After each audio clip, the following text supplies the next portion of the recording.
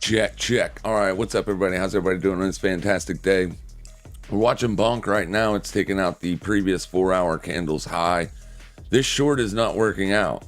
Obviously, we're not seeing downside continuation. Took the short yesterday right there. Took profits on it. Ended up getting stopped out because I pulled my stop loss too low. So when this wicked up right here yesterday, it took me out of the trade. But it doesn't matter. Because we didn't get downside continuation. I mean, we did break down with a closed lower here, but you've not done anything. Like it refuses to go down. And it's almost more bullish, obviously, than bearish, right? You've been going up. You're in alt season. We are seeing the dominance chart pull back today off the lows. You do have a potential shooting. Folks, it looks like Italian regulator Consob just confirming some of those source reports that we got a short. You do have a potential morning star here formation. It's not a tradable asset, so patterns, give or take. I don't know if they would work or not, but this is called a morning star reversal formation. A lot of the times you would like to see a deeper wick on that bottom candle, and then a close higher, and then this candle has to close above the midpoint of this candle. If you get that, which that's right there.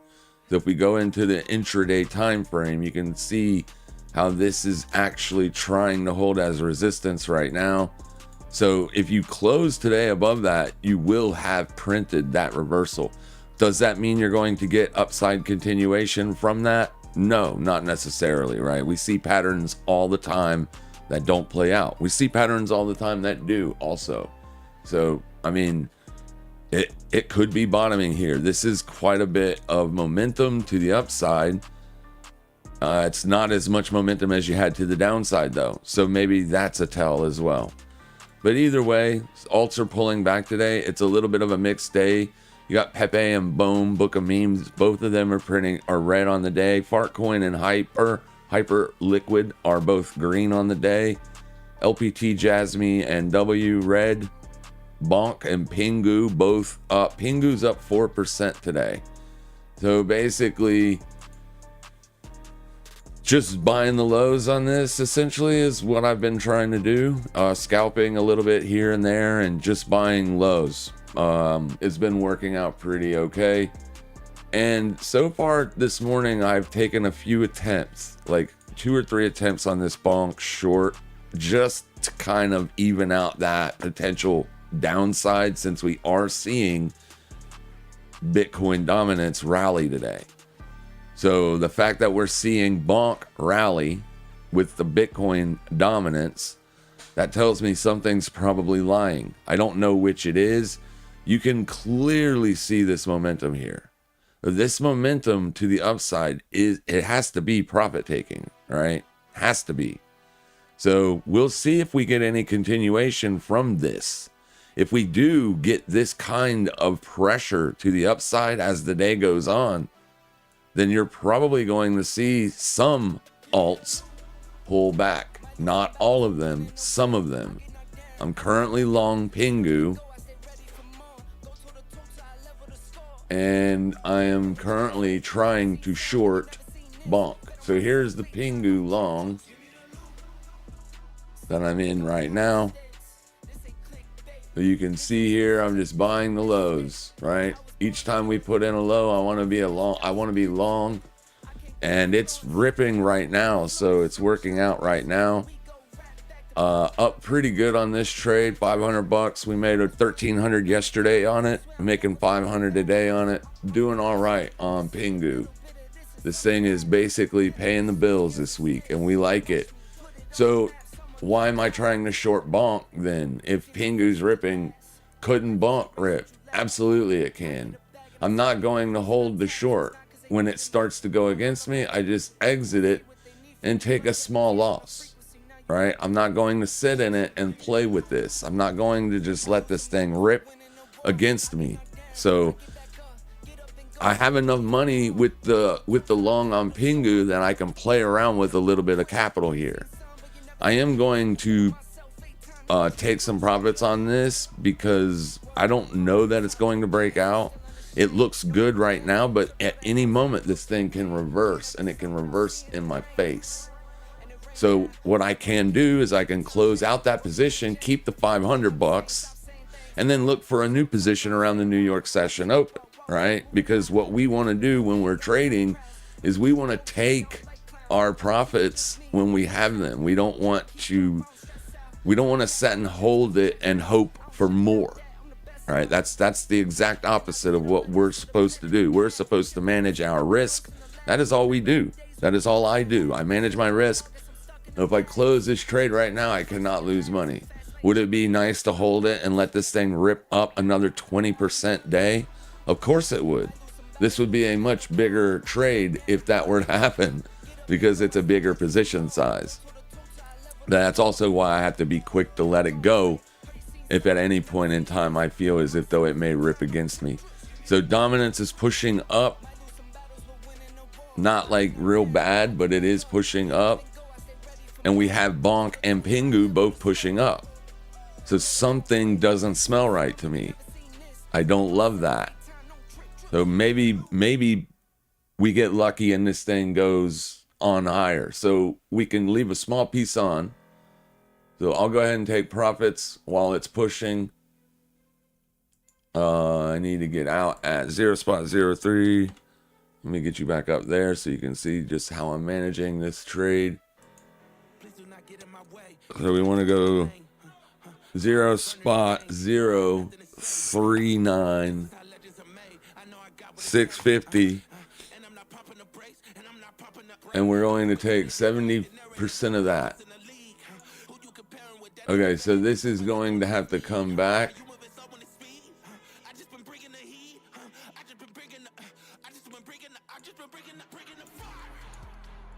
Or we can drop it just a slight bit.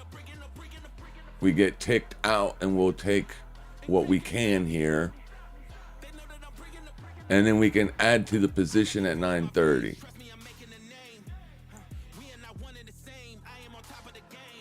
If it'll pull us out. Let's see if it'll pull us out.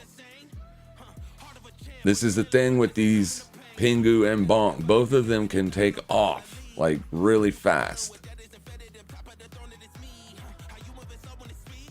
And I need to get filled on an uptick.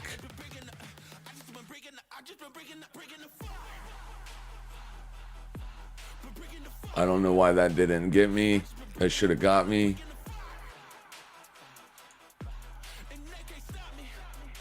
Oh, damn it. I moved it way too fast there.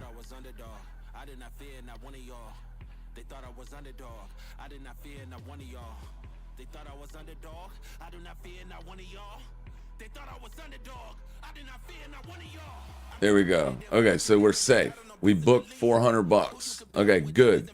Game over. Now it doesn't matter whatever happens today with this. It can roll over. We don't care. We got paid. That's good. That's what we're trying to do here. So we'll wait till 9:30 when the market opens. We'll let it settle out because we don't want to just try to enter right at 9:30 because you're going to have, wicks in both directions as the market settles in. But once it settles in, we can then look to either A, add to this position or close it outright, or if we think something's going to roll over, we can look to potentially catch that somewhere else. So Fartcoin is currently trading at May's high right now. If we go look at the monthly candles, you can see that as long as we are under May's high, we're an inside candle. We're trading inside May's range.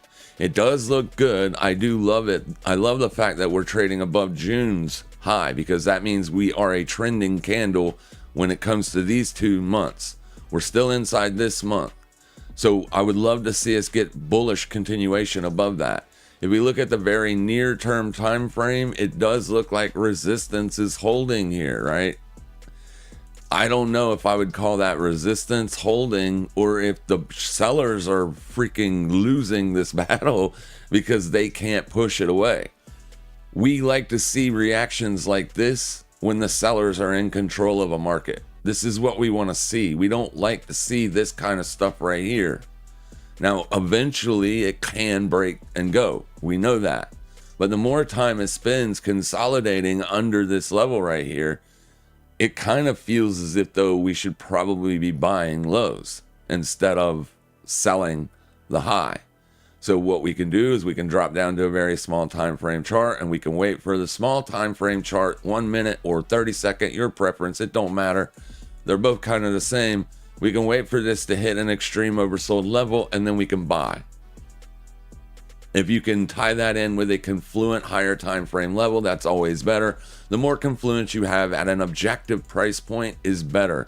So what levels do we have that are very much objective? Well, we have the days open, and we have yesterday's high.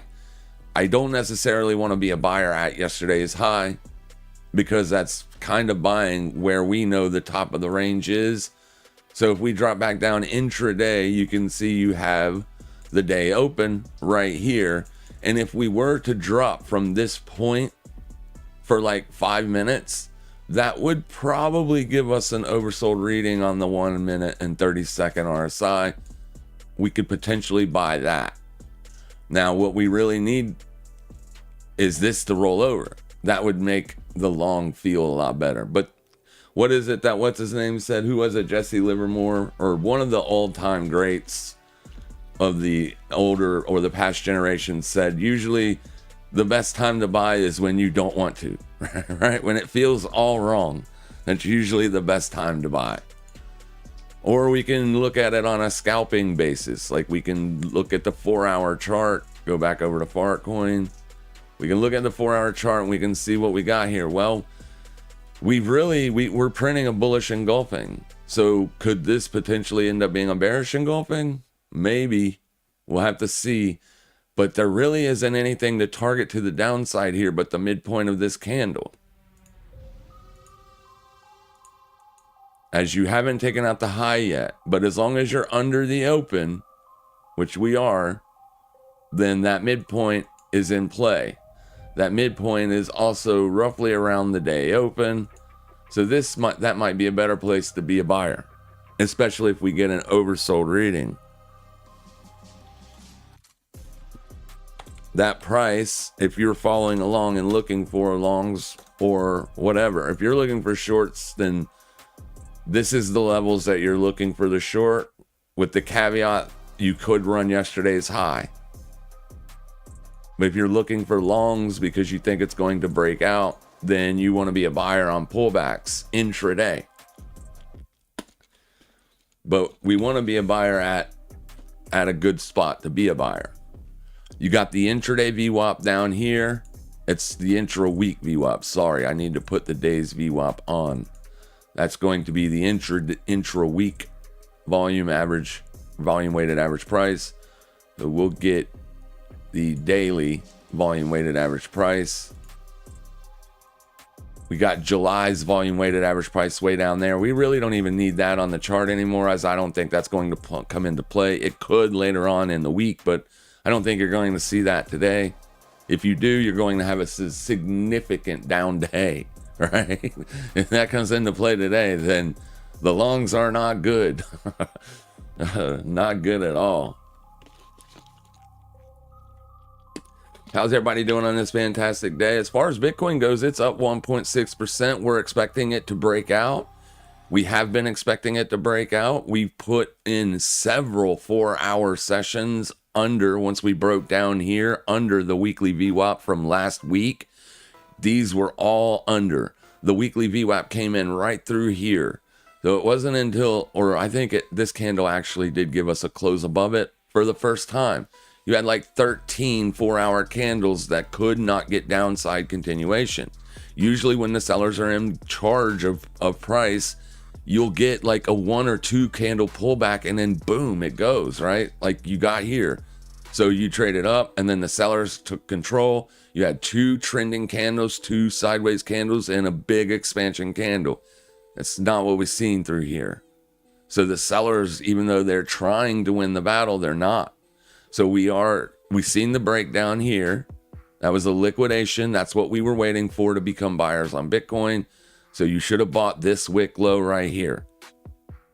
I'm not saying that in hindsight. I literally we discussed this on Sunday. So here's Sunday, intraday. This is what we were doing. When we were doing the live stream, this is the data we had. We were in the midst of making this candle. I literally said, if you want to be a buyer, maybe wait to get a liquidation. And the liquidation price was $116,000 because that's where the liquidations were. And those liquidations are right here. And you can see how price traded right down to it, smoked the liquidity, and reversed back into the range. That was the trade. That was the trade. So you should still be holding that. If you did buy it, you should still be holding at least a small piece for the breakout. Now the breakout did fail, and this did bring in some sell side activity for a little bit, but the buyer stepped right back up. So you can see how this chart is playing out. You can literally see where the supply and the demand are. Supply up here, demand down here.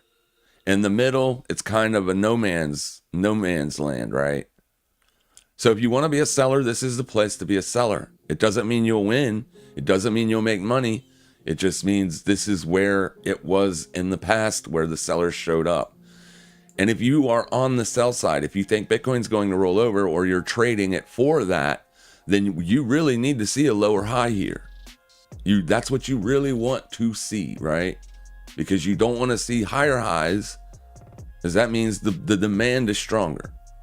You want to see lower highs. You want the sellers to prove it to you that they actually are going to stop this.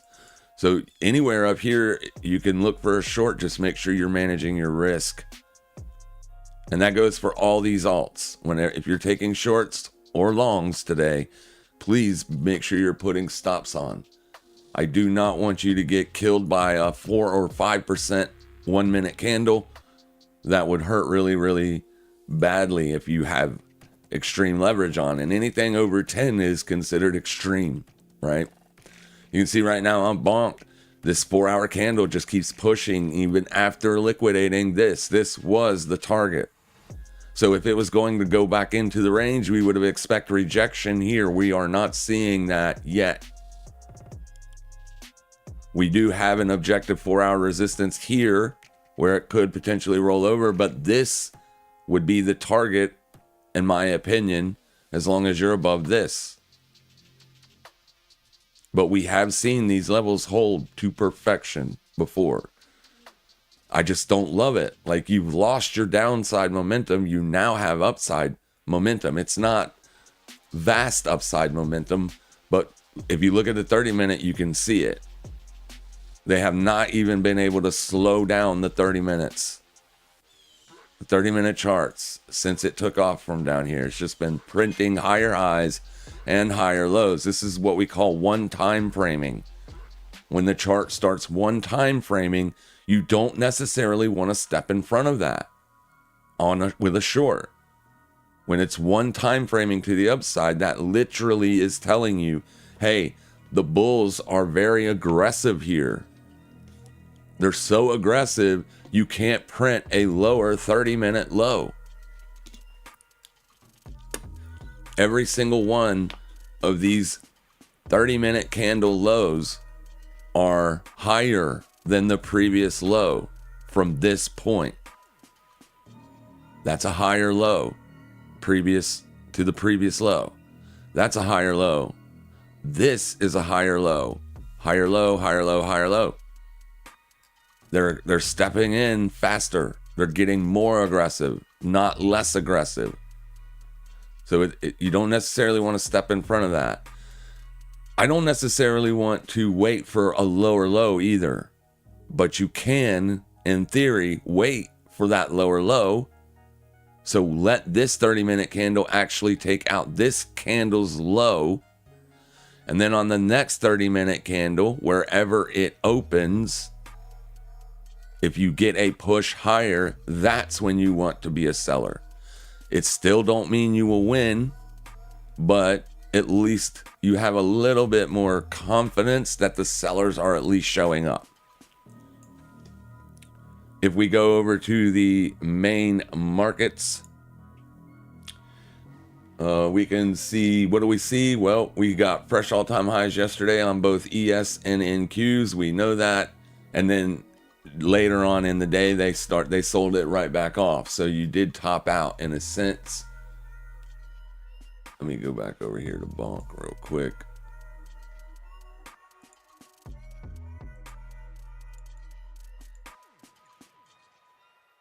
Okay, we did see them sell off in a sense. This morning, you're currently trading above intraday VWAP on both. So today's range kind of looks just like a pullback day, right? Now, it could sell off, but in order for it to do so, we would need to see these bottom three markets down here show us weakness, or we want to see overall weakness in the rest of the marketplace. Here's your IWM. That is not your IWM. Here is your IWM. We have a potential trade set up on this today, as we are refusing to get any kind of bullish continuation above the yearly opening range. So this is going to stay on watch for a couple days. We have been trying to close above. Well, you did close above here, and then you failed, and this is currently failing. So 4 weeks you've been trading at the yearly opening range to no avail. It's not structured as a short on the daily time frame. It is still a buy, but this failure formation here has kind of got me thinking maybe it is a sell today. So what we'll do when we get the bell, because we're going to do it with options if we do it, we need to wait for that intraday setup. And a good intraday setup is like this, right? We have an intraday resistance over here from 2 days ago. We also have a pre-market or post-market resistance right here that is currently holding. But I like this price better, as it would come into play with that 30-minute 100 exponential moving average. I like to look at the 30-minute 100 exponentials because it kind of helps me get positioned for intraday scalps. You can see when you're choppy, it clearly does not help you. It is a trending indicator. So we need it to basically start working for us if we are going to see a trending move to the downside. A trending move just means you continue to get lower highs and lower lows for a couple days, right? That's all we're looking for when we take scalps. Since the daily chart is bullish, we don't want to get super bearish on this. Like, we don't want to have an extreme bearish bias. We can just see that it is kind of failing, and we might want to look for a short here instead of shorting, like, say, the ES or NQ. So as long as you're not closing 30-minute candles higher than 222.49, I think you can buy a put. Clearly, if you break out and start closing candles above that, you need to get out. Above that yearly open, you need to get out. Because this will be a what? It will be a trap. And this could be a trap. All right?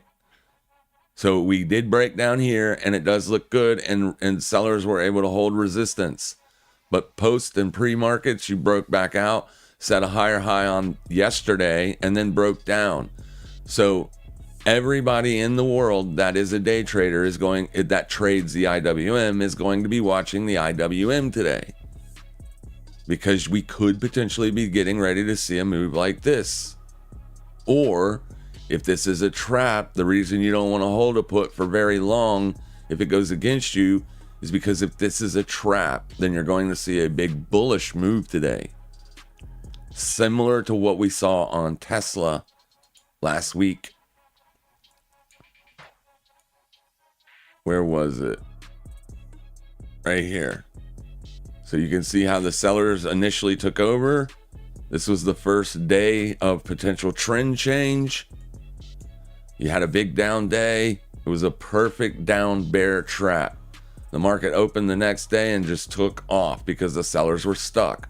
So we don't want to get in that scenario with IWM today. So if you get a test of resistance and a hold, I'm going to be a put buyer. But if we are closing above that, I will be quick to exit that put. And then the other stock that I'm looking at for this week is Home Depot. Home Depot could potentially be a short. Here's your year-to-date chart. Year-to-date's going to start from this candle, so forget about all this data. Well, here, let me just... There, perfect. We don't need that data. That's last year's data. That data is irrelevant and useless. Okay, so moving on. What do you see here? What is the trend? The trend is clearly down. Now, since we made the low in April, it has been struggling to make fresh lows. So we do know people are buying Home Depot. But as long as we're looking like this and we're structured like this, we do have a bearish bias on the very near term. You can see right here, we did break down. We did break down. We broke down here last week. So this was your breakdown. This is your retest yesterday. It held, but it didn't hold great. So today we're going to keep this on watch. What we would want to see is we'd want to see it liquidate yesterday's high and then reject if it's going to be a short. There's no reason for it to continue to go higher. Once you liquidate yesterday's high, you don't need to go higher. So if you want to short Home Depot, as long as it's under 365.78, okay. Right? But if you're above that, you have to be careful because you could be breaking back out to the upside. You're an inside monthly candle, so it is choppy and range bound, and like I said, trending indicators and trending trades don't always work. So we have to be very, very, very, very careful. But Home Depot, IWM, both of those, and both of them are shorts. As long as their levels hold.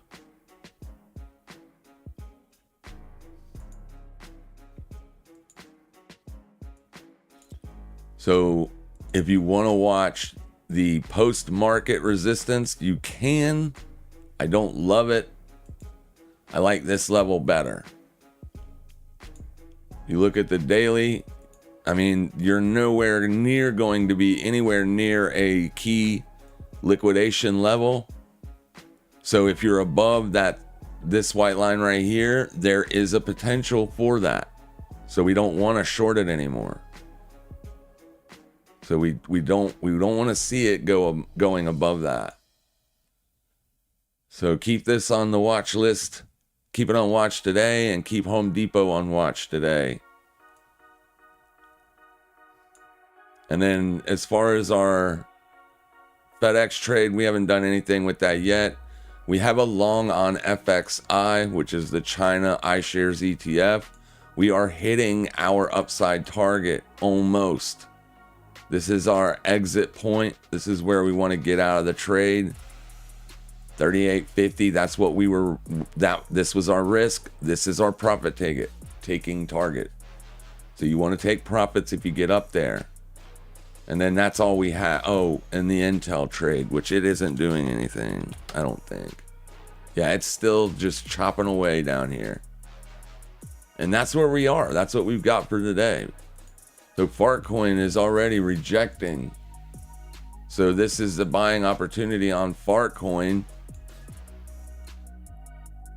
if it's going to be a buy today. Risk assets are selling off. So I'm going to short Bonk. I should actually look at where Bonk is first. Well, I would be chasing if I shorted it right here. So I'm not going to do that. So buying Fartcoin here.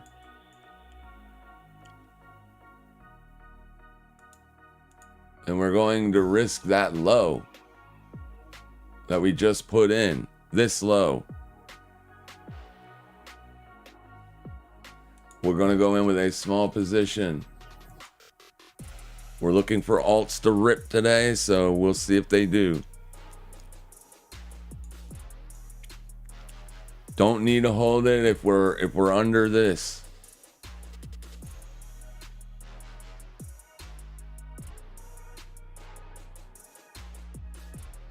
S&P and NASDAQ, both of them breaking well below their intraday VWAPs on the open. You got Apple, Microsoft, Nvidia. Look at Nvidia. Nvidia is getting crushed. That's why you're seeing downside on those things. So if those things sell off, then we might not get an up move on alts.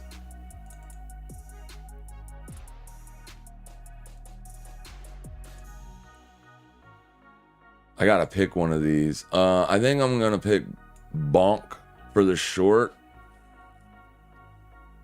But these downside moves can be aggressive and you can still get bought up. So I have the one long on Pingu. So maybe I look for the short on Bonk. I don't want to short Fartcoin because it's already moving. Bonk is on the highs. So Bonk is a better short. Clearly, I want to wait until I get as high as I can.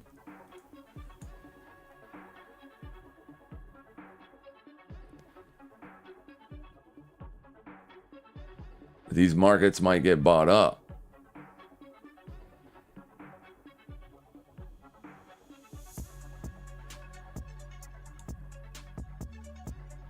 I don't love the structure on Bonk for the short, man. I swear I don't. It looks so bullish. It looks like it wants to take out that 4-hour swing high. Look at this thing. It's into resistance, but that's all we have.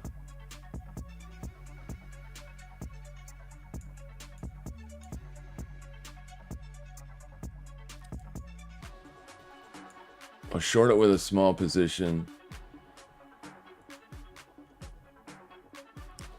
Just to see if 4-hour res holds. Ooh.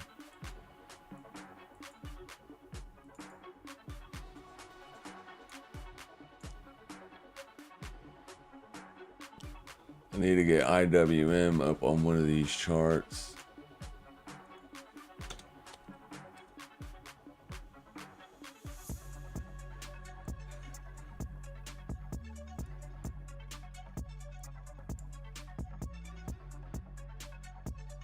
So we're testing our resistance on IWM right now. 222.49. So I got the short in on Bonk. I'm going to throw the stop loss just up in here somewhere. We need to watch IWM here. It's in our level. This is very aggressive on the buy side. So like I said, this could be a trap. We don't want to get too cute here. All right, we don't want to get too cute. This is a very aggressive move up.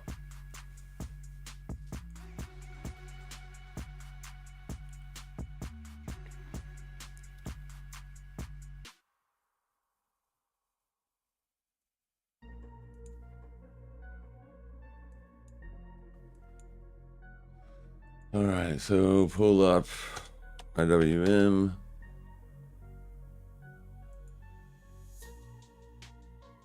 Like I said, on the daily, this is bullish. So you don't have to participate in the short. The daily is not a short. The daily is you want to be a buyer on lows, not a seller.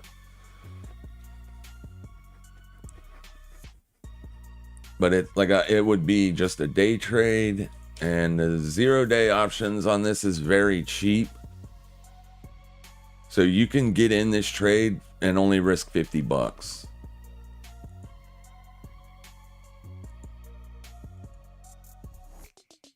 And we do want to look at Tesla once the market settles down a little bit.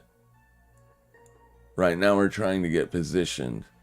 But once the market settles down a little bit,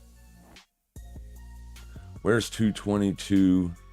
So if I bought the out of the money 222 strike put, we would need to be under here by the end of the day in order for that to at least expire in the money. An in the money, or the 223 strike, which is all we can buy. It's all we can buy here is whole dollar strikes on 0-day options. Here's your expiration, 0 day. These options will expire worthless today if it is not in the money. So you could risk $100 and be in the money, or you could go one strike lower. But that's a pretty big move that you're going to need just to get in the money. Now, if you want to buy a strike in the money or out of the money and you don't want it to expire today, then clearly you need to go further out in time. But the further out in time you go, the more expensive the premium gets. Well, and that makes sense. So I haven't decided what I want to do yet. I mean, I don't, it's a no trade if it doesn't reject here. For me, it's a no go.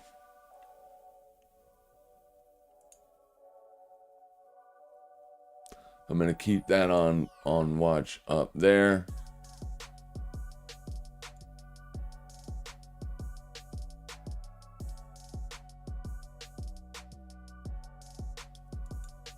So we can buy one of these, and then if it goes, if it goes, we can close it. If it doesn't, we can exit it, right?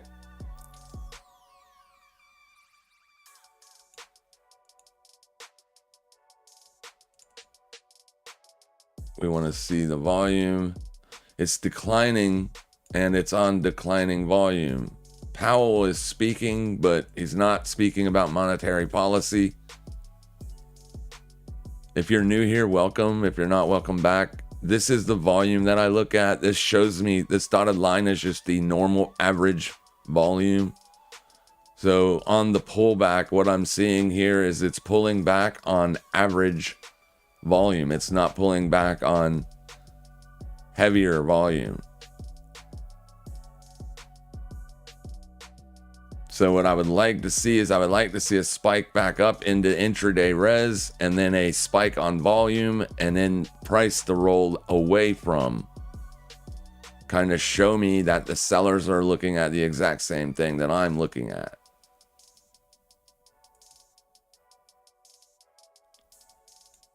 It's just $100 on risk. A little bit more than I want, but I don't want to buy that 222 strike.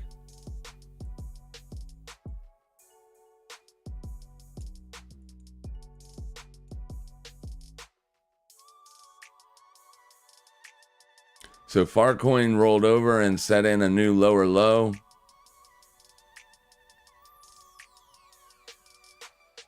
That's not looking great for the longs, but it could take some time here. This is definitely where you want to be a buyer if you want to take the long side of the trade, guys. I just clearly won't know if it's going to work or not. All right, I'm going to go ahead and take the IWM. I got filled on the IWM. Bonk is still trying to make higher highs. I don't love it when it pulls back like this and then just rotates right back up. Penguin making fresh highs. So The alts might not be a short. They might be a long. So the one that I like the best for the long would have to be Fartcoin, as it's the only one that's pulling back. It's also up on the day, as Bonk and Pingu both are as well. So Bonk is pushing. Let's get long. Let's leave the short alone. Well, no, I want to keep one. Let me look around here. They're probably all pushing as we got dominance rolling over here.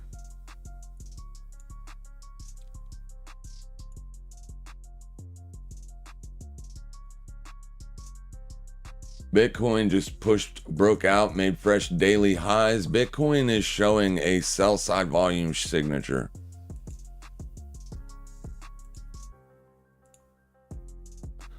Right here.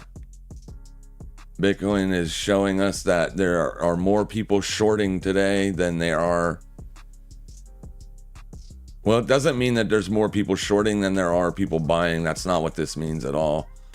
What it does mean, though, is this is most of the volume today has traded up here. A lot of that's going to be from stops getting executed, short stops being executed. Those are going to be buy orders when they fill on market. But this volume weighted, or this point of control right here, suggests that we should be a seller on Bitcoin for the intraday short. Ethereum, what is it doing? Does it look exactly the same way? No, Ethereum is actually on the lows. That's okay. That's normal. Because Bitcoin was up was pulling back last week, Ethereum was skyrocketing. So it makes sense that Ethereum is pulling back this week as Bitcoin is starting to move higher. Bitcoin is up on the day. Now, just because I'm saying that point of control suggests that more people are trying to short it, the highs here, that doesn't mean they'll win. This will also give Bitcoin fuel to the upside if it breaks out and gets upside continuation, as you'll start triggering yesterday's stops as well. So right now you're actually putting in a double top, as you have not liquidated yesterday's high yet. If that happens, I'm a lot less likely to short the asset. So I would rather short it if we had liquidated yesterday's high and then fell back inside yesterday's range and put in a point of control like this. They don't always work still, but it would just give me a little bit more like confluence to say, yeah, it could likely pull back to the midpoint of the daily range, and that would be my target.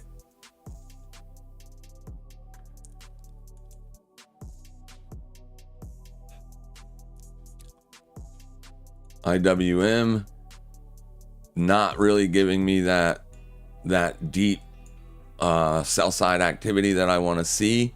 Yes, it is rejecting from the level that I want to see it reject at, but it is not showing me heavy selling.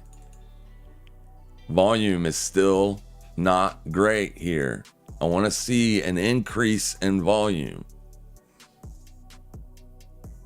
It could just be that there aren't many people trading, because in bull markets, you do see a lot less volume. It is normal bullish behavior, or normal bull market behavior, I should say. The DXY is selling off today. It is trading at yesterday's low.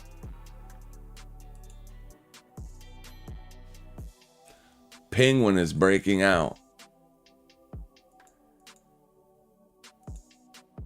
Boom. There you go. We have just made a fresh higher high on Penguin. I'm not going to close this trade out because this looks good. This is exactly the signature I want to see for holding longs. Breakout, huge breakout, puts the midpoint of the breakout well under this breakout candle's midpoint, which is a great looking thing. And you're doing it on an increase in volume. Boom, boom, boom. That is lovely. So I'll continue to hold. Clearly, it would have been better in hindsight to not take profits, but this just as easily could have rolled over. We can never predict what price will do.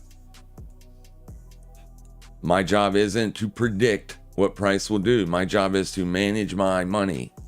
Make sure I pay myself when I take risks. That is my job. Not predicting what this crap will do. And besides, I've taken $396 on the trade already. And I am up another $300 on the unrealized gain. So I don't necessarily, I mean, I can in theory just hold this forever now. Right? In theory, if it keeps going up, I'll be positioned nicely as long as it doesn't come back. That is Pendle. I want Penguin.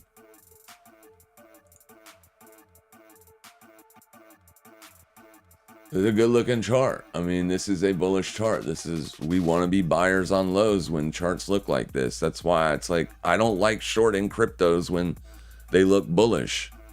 Yesterday we shorted up here and it worked out good. We didn't get the continuation that we wanted. This is the bonk chart. Let me get rid of this indicator, as the charts are too dirty when you got all those indicators on.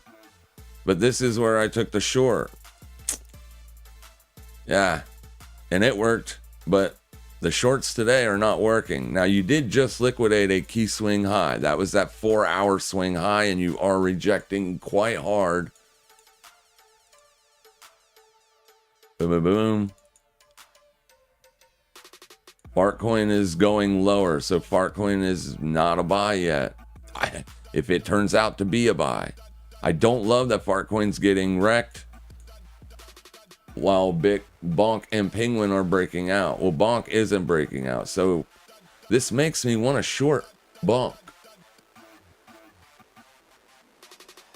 But I don't want to keep taking shorts and stopping out because that will eat up my profits.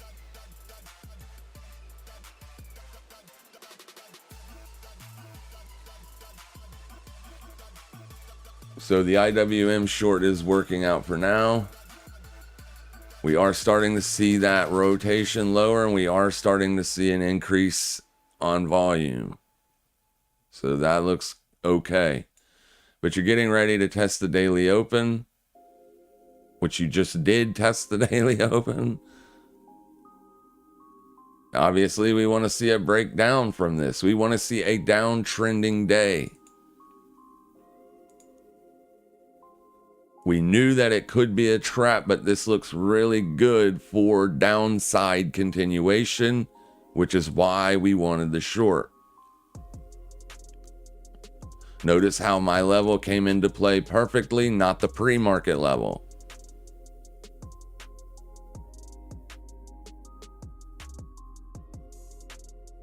So, good job on that. Right now it's up $65, $79. So you could take profits. You risk the 100 to make close to 100, or you can hold it. I'll leave that up to you. It's up to you how you manage your money. Go back to Bonk, because now that risk markets and everything are rolling over, I do want to hold a short. So I am shorting Bonk. I hate chasing, so I'm going to short it with a very small position size first, and then I'll add to the position if it goes up higher. This is a rejection for now. I don't want to short an oversold 1 minute chart, but it is what it is. You might not get another overbought reading, because look at over here. Geez, right? Boom. Boom. That's that Nvidia, man. Nvidia is putting a hurt down right now on these.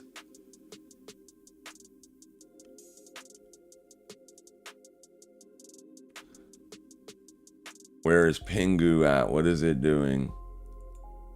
We want to keep our eyes on this. a breakout and fail, it isn't going to look good, is it? And the sellers are going to be licking their chops on this thing because it's been up so big. So I'm going to go ahead and close out that long. I'm going to take all of my money.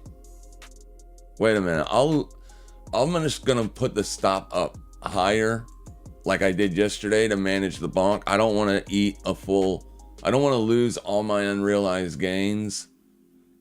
So I'll manage the trade. I'll put my stop like up here and take half of this. It'll just add to this over here, so everything will be okay, right? If it rolls over. 38928. Or we can just do this. We can hit stop loss 0 at 100%, throw it out there, and then just move it like that. So if it gives back all of that candle, then we'll get pulled out of the trade, and this trade will not end up being a loss.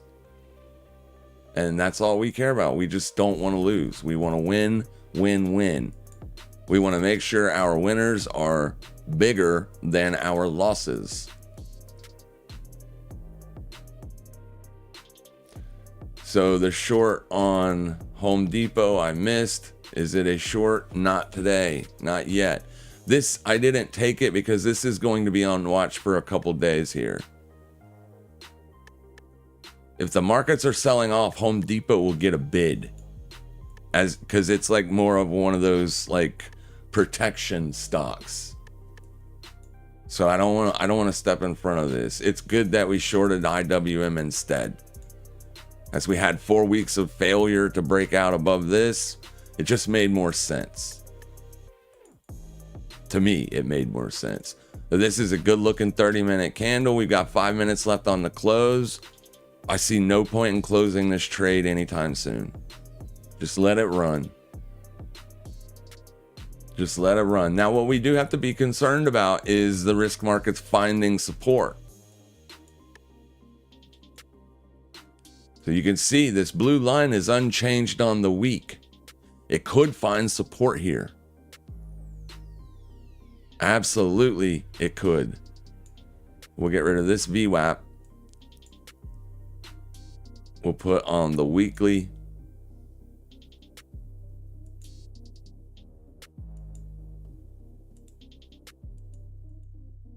And then we also need to put on today's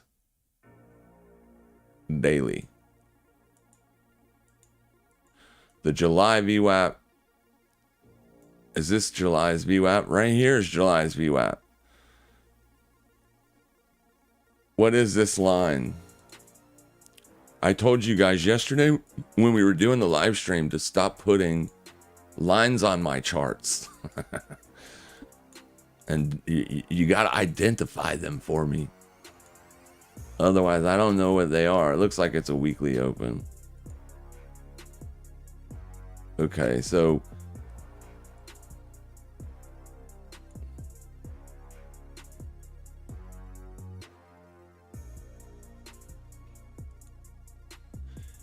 yeah, it could be a support check.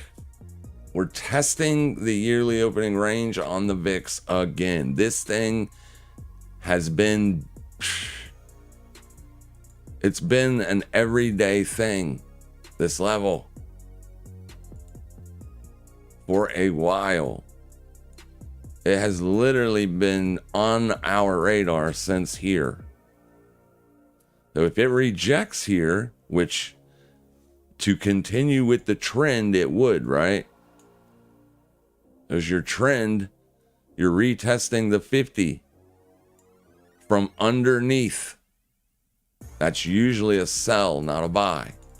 So we'll see if it rejects here. If it does, then people are going to buy up the S&Ps and the NASDAQ. As in a bull market, when you get pullbacks, you want to be a buyer. But the amount of selling that we're seeing on Nvidia, it's all the way, it's testing July's VWAP. Nvidia is.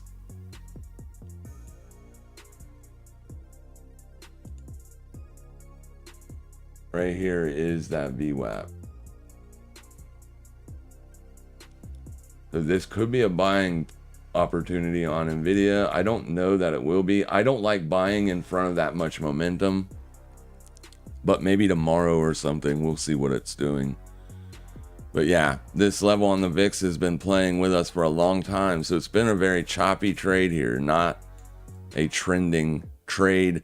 As long as we're not closing today above 1739, then the pressure is still to the upside on risk. Okay. Going back over to FART.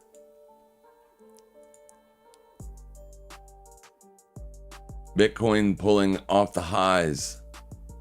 Pretty strong here. Boom. Damn it. We could have shorted that. Take profits if you did short Bitcoin, because we did talk about the short on Bitcoin. I would have much rather seen the liquidation above yesterday.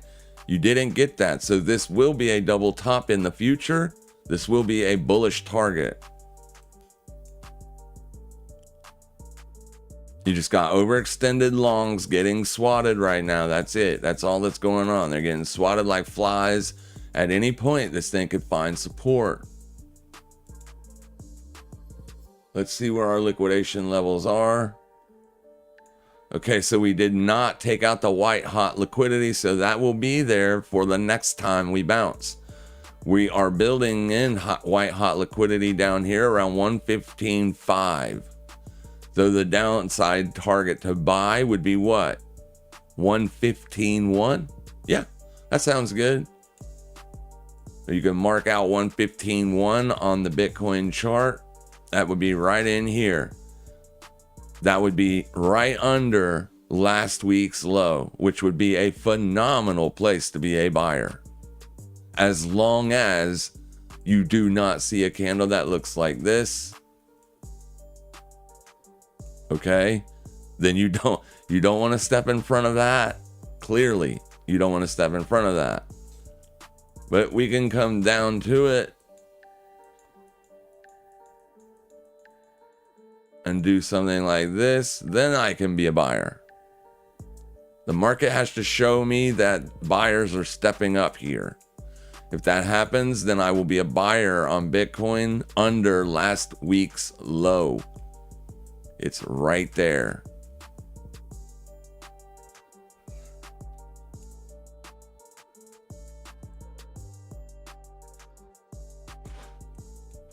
Looking good. But there's that volume signature. That point of control moved up. I'm always wary about that. If it would have liquidated that high, I would have taken that short easily.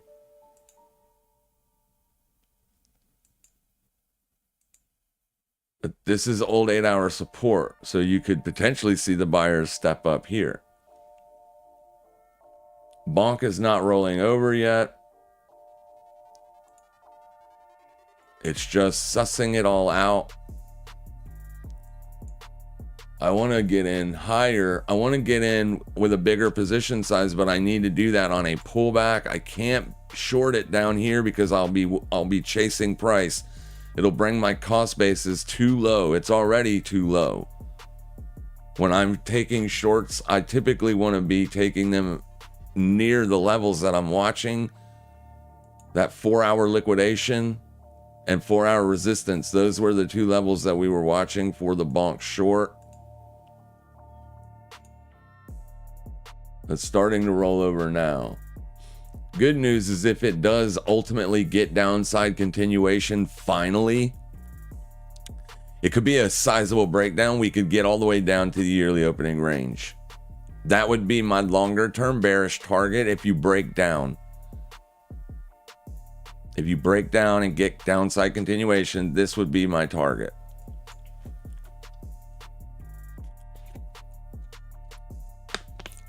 Hopefully everybody's having as good a week as I'm having.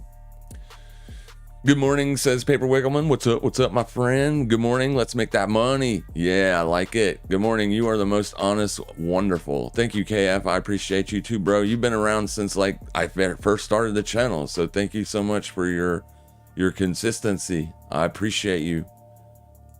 I appreciate every single one of you.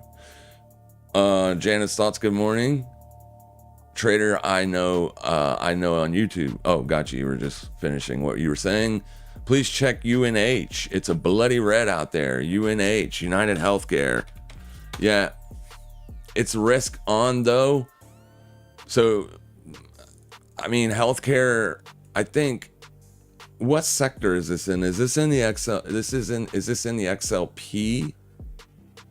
So, like, whenever you have risk on, things like this will get killed, and then when you get into those risk off periods for like a week or two, these things will typically find a bid. But there could be something else going on here. I do understand that this guy, the CEO of this company, God rest his soul. Prayers out to his family. I understand that he's a CEO of a big company, so people just hate those guys. But I mean, you would be that too if you could. Everybody would. Anybody would give up what they have right now for, well, you know what I'm saying. Who doesn't want to make as much money as possible? All right. But anyways, I know that happened, so that's definitely put a squeeze on this stock. I haven't looked at any other the healthcare sector. We can go look at it. Oh, hang on, I have it. My brain just farted on me. Does that happen to anybody, or is that just me? XLV, sorry. This is your healthcare sector. So it's actually getting a bid today, whereas the S&P markets are selling off. But I think, if I'm not mistaken, I think that company is also in the XLP. No, this is consumer staples. Never mind. I don't know what I'm thinking. Forget what I'm thinking. Yeah, the whole sector's been getting wrecked all year. But it is getting a bid today. So be careful looking for fresh shorts today. The sector as a whole is testing an area that we would typically be looking for a trending short. But my problem with taking it today is you're stepping in front of a whole lot of volatility, a whole lot of momentum. And I don't like to take shorts when you're getting a big bid. I like to short highs, but not when the momentum is so bullish, like you're seeing today. Like, this is huge. It's up 2% on the day.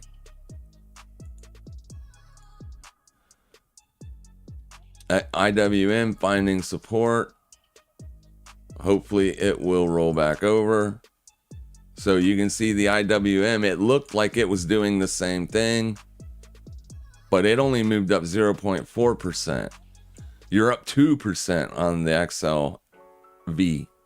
So you have a lot more bullish Momo on that.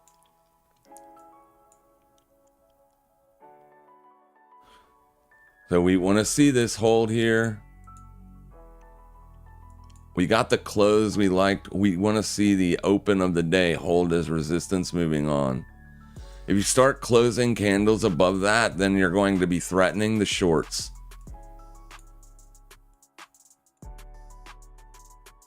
And that'll cause more buy-side liquidity. By threatening the shorts, you're going to have people exiting positions and stuff like that. So I want to see that area hold as resistance. If not, I'm going to have to bail on it. Penguin is not rolling over. I thought for sure it was going to. It isn't. It is holding.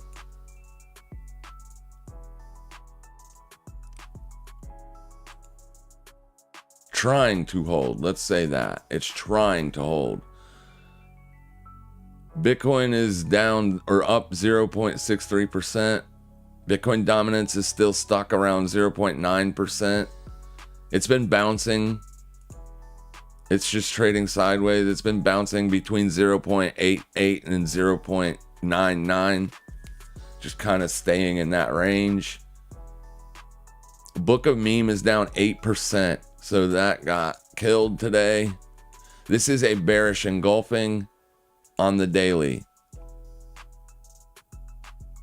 So you do have a wedging formation or an ascending wedge, and you're breaking down with a bearish engulfing. That is typically looked at as people do look for that to be a bearish breakdown potential. So, I mean,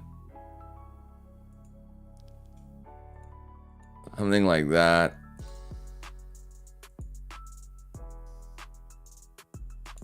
They haven't broken down completely yet, but this is what people look for as a breakdown candle. So if you do get downside continuation going into today and tomorrow, you should get a measured move down to here. That's if you break down. This could act as support. I like that resistance is holding up here, but I can't short it because it's already down 8%. You've already got the move lower. An 8% move would be where we would be getting out. So this doesn't look great. I don't like that it came down, tested that, and bounced. It's okay as long as resistance holds. I don't want to see a higher 30-minute close. There's 20 minutes left on this candle. Remember, when markets are bullish, you got to give more respect to the upside, even if you are getting big down candles, because usually in a bull market, your big down candles get bought. They get bought.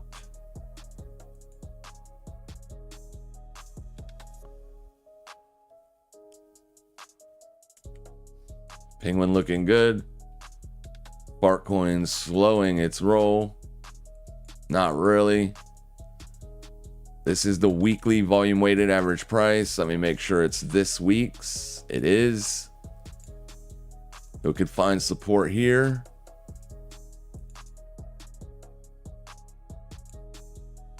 Obviously, if you bought it earlier on the first oversold reading, you got stopped out. Hopefully you didn't take a big loss. Hopefully it was a small loss.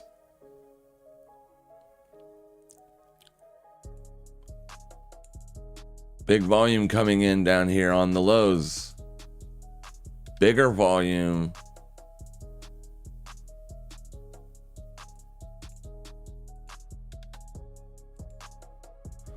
Volume on the 1 minute is bearish on the delta, cumulative volume delta. You're bullish on the 30-second, bearish on the 1 minute for now. A spike above that zero line and you're back to bullish on the day. 5 minute, slightly bearish. 30 minutes, slightly bearish. 15 minutes, slightly bearish. Everything's slightly bearish, but any second it could get support, get back above the zero line, and that could lure in buyers. It is a pullback and it is red on the day. So if people do want to buy red alts because they think alt season's going to continue, in the context of a daily candle, this does not look bad. It looks like a pullback. It looks like a failure, but you would need to see heavy sell side for me to call that a failure. The first attempt failed. That is all. The day's close will be important on this thing.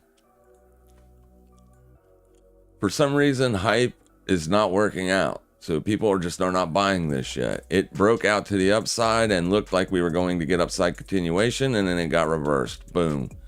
Right back in our faces. I don't know if this was a news-driven event or not. But I typically don't like to see patterns break down and then break out to the upside and then fail like that.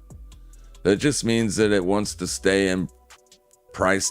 This is like, I don't know what all that is, but whatever.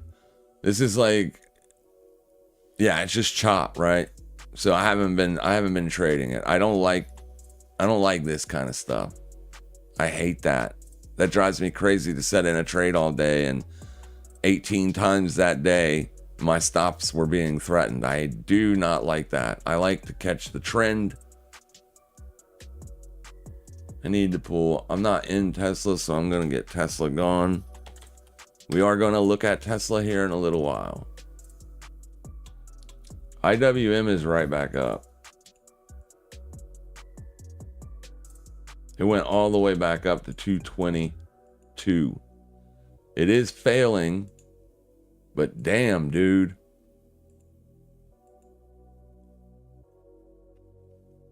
What is your issue, man?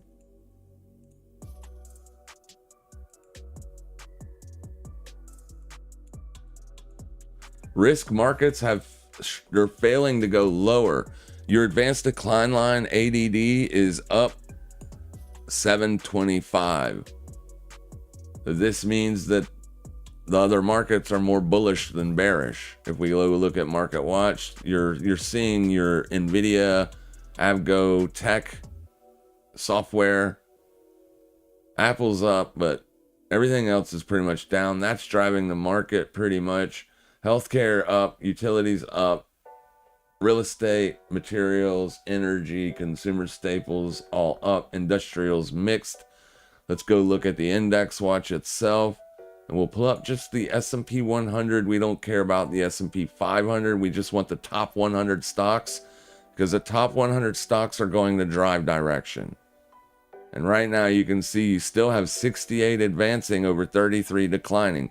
That structure is more bullish than bearish. So you might not see downside continuation. That is what the sellers have failed to do. When the sellers fail to get downside continuation, then it means you want to be a buyer on those red days, on those pullback days, because the sellers are failing. They're taking profits quicker. They're getting out quicker because they know continuation has not been working. Bonk, right back up. That's what I'm saying. You get these moves that they look good, they go nowhere. They stop and then boom, right back up. And I don't mean like up a little bit. I mean right back up. This is that 4-hour high that we rejected. There's your losing 4-hour support or resistance. Sorry. This is continuation. We want to see 3 more of these. Right? That's what we want when we're sellers. We don't want one candle breaking down. We want to see 3 of these bitches in a row. Boom, boom, boom. That's when the sellers are in control. That's what you get. When they're not in control, you get this.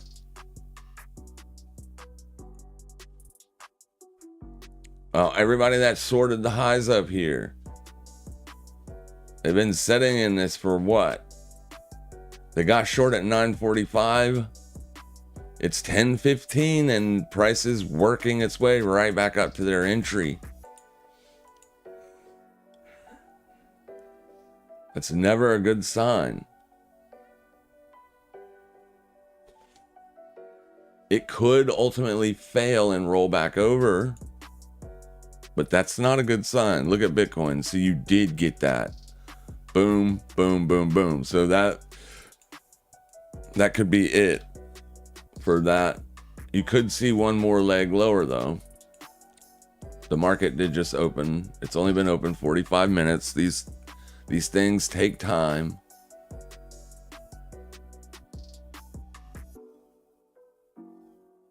But it's still up on the day. It's still up almost a whole percent. Oh, anybody that bought today, they're still in good shape. Good morning, Peter. Good morning, Bravo. Can we take a look at Bitcoin? Oh, we're looking at it. Do you think it will break out above 19.5? You mean 119.5? Eventually I do. Yeah, I mean, long term, I love Bitcoin. As long as they don't make any new breakthroughs with quantum computing, Bitcoin is fine. If quantum computing, if a breakthrough, which they're saying 10 years, but they're getting breakthroughs all the time. Once quantum computing becomes a thing, Bitcoin's, I mean, I can see the case where people could fix it and make a different encryption There are a couple that I've read about that they're thinking about doing with Bitcoin that could stop quantum computing from breaking it, or not stop it completely, but slow it way down. That's going to hurt Bitcoin if that ever happens. If that ever materializes, that will absolutely hurt Bitcoin. As long as that doesn't happen, I love Bitcoin long term. I like what it is. I like what it stands for. It's the freedom money, right? That's also why governments hate it. They can't control you if they don't have control of your money. And it makes it very difficult because you can carry that on you with a piece of paper. You don't need a hardware device. You can carry your Bitcoin keys on a piece of paper. You can hide a piece of paper anywhere. They don't like that. That's why I love it. So long term, I love it. And its fundamentals, like its macro fundamentals are, they're great. They're great. So long term, yeah. I have an end of year price target of 140. If we get that, I'd be happy. I mean, I'm happy with Bitcoin where it's sitting, to be honest with you, but more is always better. So yeah, I mean, I think it can. I think it will eventually. You're just going to see more and more adoption as time goes on.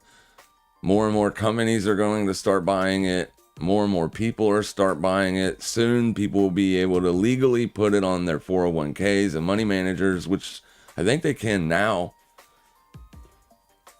Start recommending people put a little bit of their portfolio in Bitcoin. That is going to help its market cap grow and grow and grow. So long term, I like Bitcoin higher.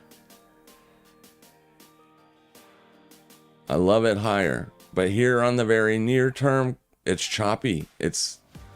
We're in a 2-week correction. I honestly thought, or kind of wanted to see this week it open and just take off. So far it's okay. Today's just Tuesday.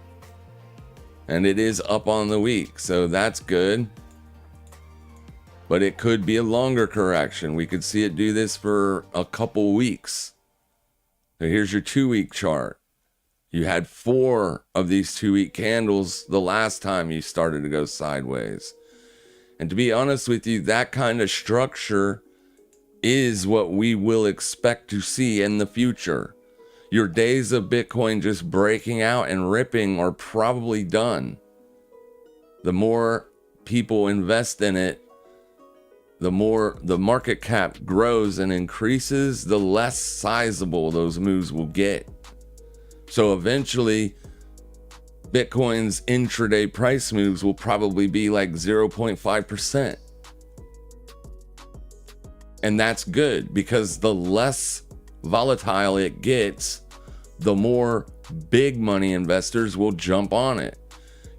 Right now, it is still really, really volatile. But when you can see an asset that hardly moves, then big money will go in.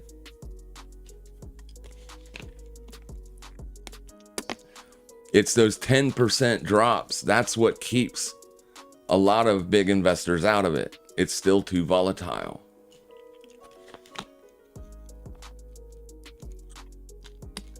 So the bigger the market cap gets, the less volatility you will see in it. So you'll see a more stair step, right? A more stair step. And that's okay. It makes it easier to buy lows. But I was kind of hoping that this week it would break out. And it still might. Today still looks okay. There's a nice double top up there. There's a nice double top right here. There's 2 double tops for upside targets.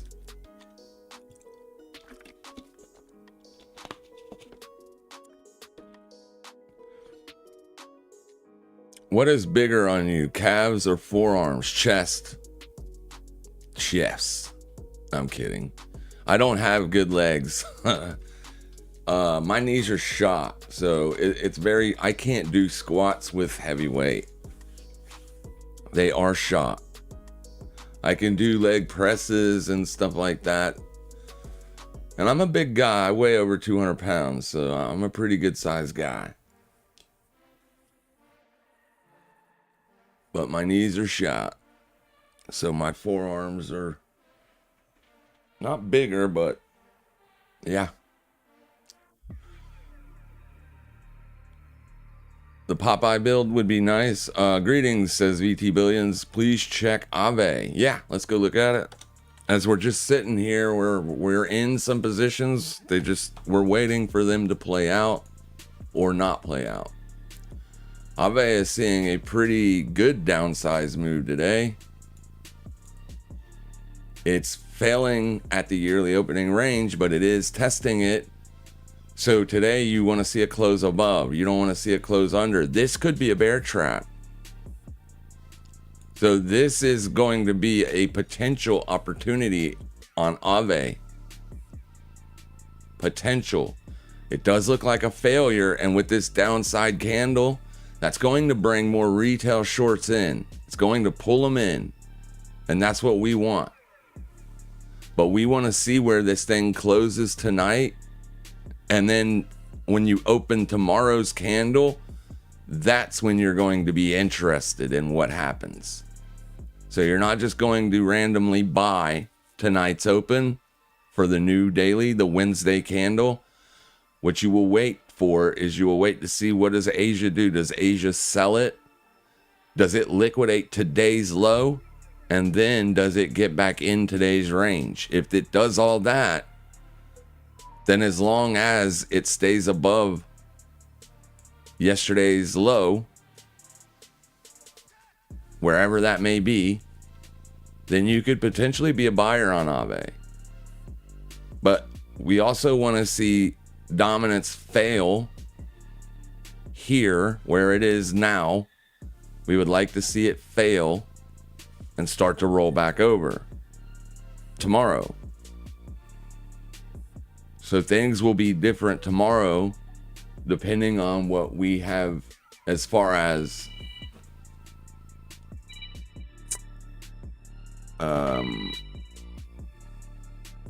I probably need to take that, but I'll just send it to voicemail. I'll call it back.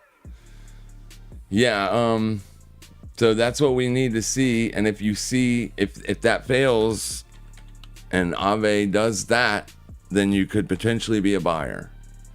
Now, if you get downside continuation, and downside continuation means you're making fresh lower lows. So if you're trading under and making fresh lower lows under 302, then it might not be a buy yet. So you have to be careful for that. But yeah, we can put it on watch. I don't know if it's a fast mover. Let's see what today's range is. I guess we can go from open to where we are. Yeah, it's a pretty good mover. It's a 6% day candle.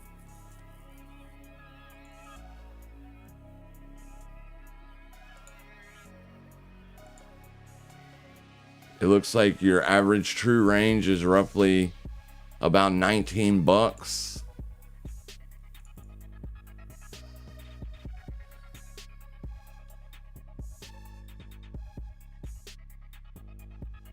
So this is and this isn't a huge down day. It is a normal volatility day. If this day gets bigger than it is, then I would probably be a little bit more hesitant about being a buyer. So like if you close down in here around 288, then I would be more cautious about buying it. If it closes where it is or higher, then I think it's still a potential buy. Because you're right now trying to test and hold the yearly open. So we want to see the buyers show up here. It's kind of a momentous day today, but that's okay. We want to see the buyers show up. And we're not going to see that until we get to close, probably. People are going to hold off on it. Or I will. Like, that's how I would treat it. That's what I would do on Aave. You maybe want to add Oscar and ELV to the watch list. Both seem at value. So you're wanting to be a buyer on healthcare? I would probably just do the sector. If I wanted to buy healthcare, I would just buy the sector. It's impossible to distinguish what the true value of this is right now. The market says it's only worth $280. It's been getting killed for a while. ELV, 3 years. Very seldom does it do that. It's never done that. Since 01, you have never closed more than 2 consecutive years bearish. So something has happened. I don't know what it is, but definitely something has happened. People are selling it. So I'd find out what that is before I tried to establish a value on this. We could pull up what the analysts are saying.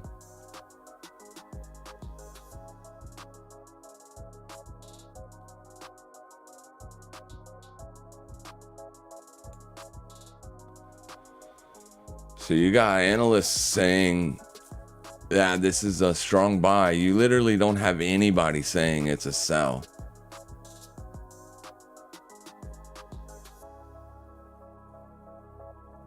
You got 13 saying it's a strong buy, and then 3 just buy, and then you got 8 on hold. So your projected target's max 505. That's end of year, or 1 year, sorry, not end of year. 1 year target. That's 1 year from today.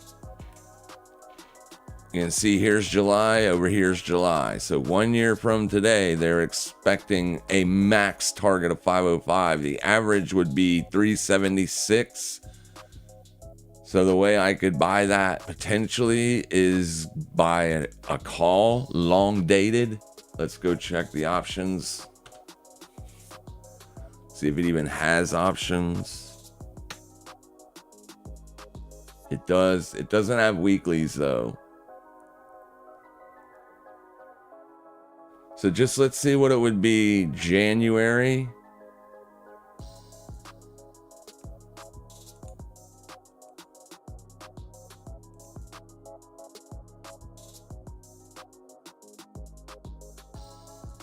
$310.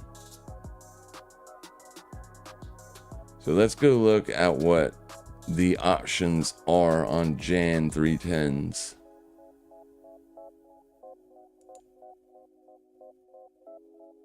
Very expensive.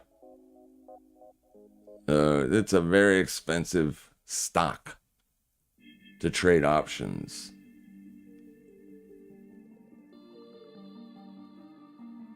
But that's what I would do. Like, I would have a January target of about 310.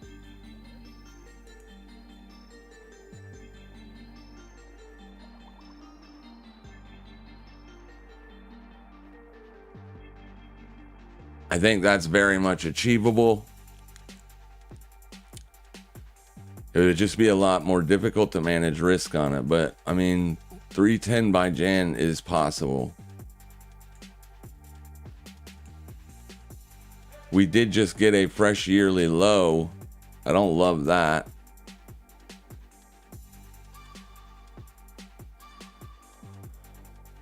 You got, what, 4-year lows?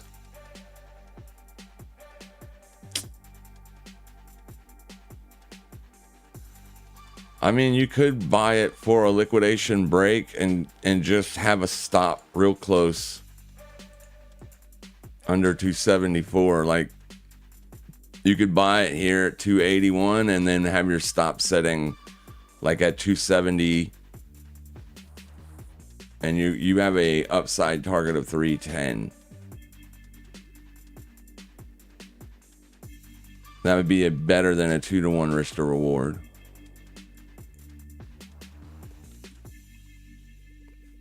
So, yeah, I mean, I don't see anything wrong with that. I don't like this momentum to the downside, though. I can tell you that right now. You didn't beat on earnings, not both top and bottom lines. Only the bottom line was a beat. It was a downside on the top. So, yeah, I mean, 310 is definitely where I would target. And my stop would be about 270. That's what I would do if I was going to trade it. I'm not going to trade it. I don't like setups like this. There's just too much going on here. Like, this just got sold off. Now, that could have been one final stop loss run. Or there just isn't the demand for this thing. Like those analysts think. Clearly, your technical signal is going to be a strong sell. Seasonals, I mean, it's down huge.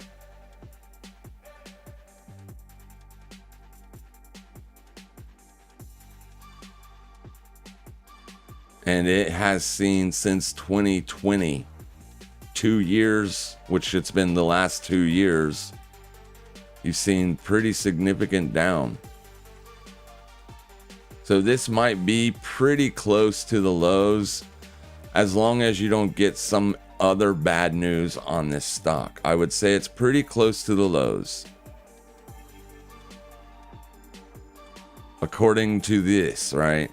According to this, you can see much bigger downside moves on this. So it's a dangerous stock. But yeah, we just hit the halfway point of the year. Oh, maybe this is going to be the lows for the year. I don't know. I would like to see some consolidation and then maybe buy it. Right now, it's got too much downside momentum to get involved for me. And Oscar.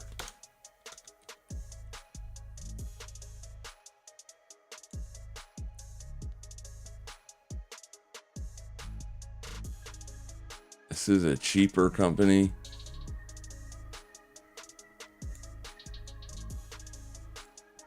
It's at the bottom of the range, but it's not quite there.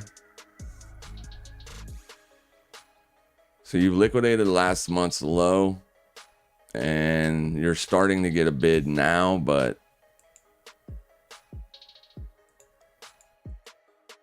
it needs to hold that.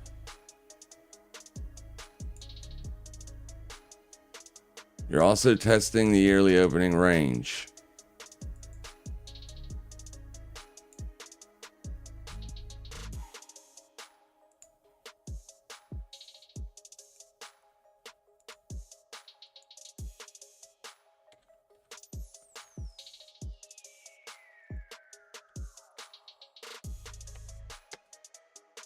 Oscar has weekly options.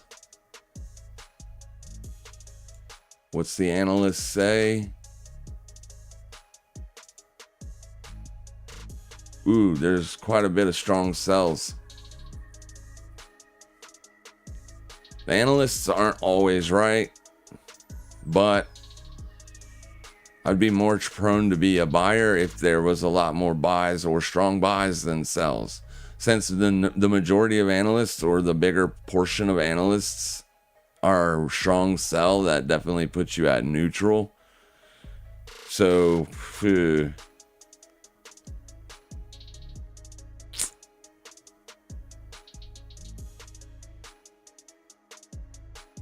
I don't love it.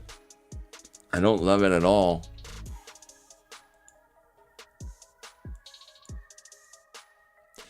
The only thing that I could say for you, like, I don't know that you're going to get a bid on it. Analysts don't seem to think they're actually selling it.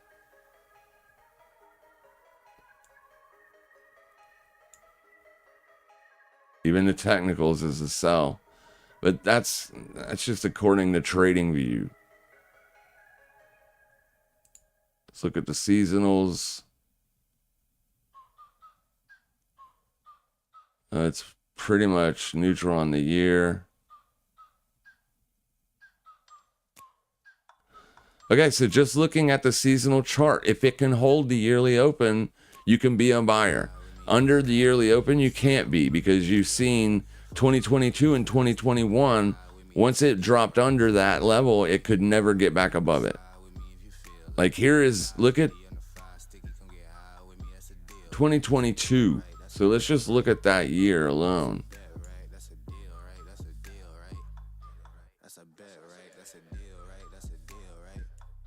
Look at that perfect shorting opportunity in 2022 at the yearly opening range.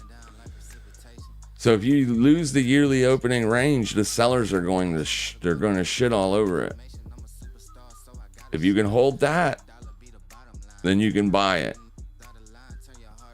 So the only thing you could do with this right now is to buy it and then set a stop somewhere with a make sure your stop width is a legitimate risk unit. So if this is like a long-term hold, you don't want to risk more than 2% on it to see if you're going to be right or not, right? Because the sellers are in control of the near-term momentum. So you got to fight through all that. You got earnings coming up in August. Maybe they have a good blowout earnings, but looking at their earnings calls of the past, they do miss quite often. Yeah, it's one of those, it could go either directions from here type of things. But the more pressure for the near term is to the downside. That your analyst rating says it's a sell. So 1370 is your line in the sand. If you're closing dailies under that, you do not want to be a buyer. You maybe need to wait for it to finish going lower, let it find its low and then bounce. Maybe then it finds support back up here, but right now it's testing the level. So I don't have a problem with you buying it today. Just make sure that you don't risk more than 2% on that stop loss wherever you put it. So Penguin is rolling back over. It failed to go up. What do we got going on here on Bonk? Bonk is still testing 4-hour res. Where's the POC? POC is just under 4-hour res. So I'm not loving this price action. Fartcoin is not finding support. It lost the open of the day. You're trading at the low the value area low, but it's chilled out enough on the indicator to where you could see another leg lower. Yeah, see, momentum is reset. So when I see this kind of price action after it's been selling off, for it to chop back and forth right here to allow time for this oscillator to reset, it could mean that the sellers are just coming in lower now. Because remember, Fartcoin's a mover. It's only down 2%. So there's still a potential 4% move you could see on this to the downside. There's still a pretty decent room to the downside. I never like to try to buy in front of that. I don't really have a technical level to look at right here. I have an old daily swing high, but that's it. So you've lost last week's high. I don't love that.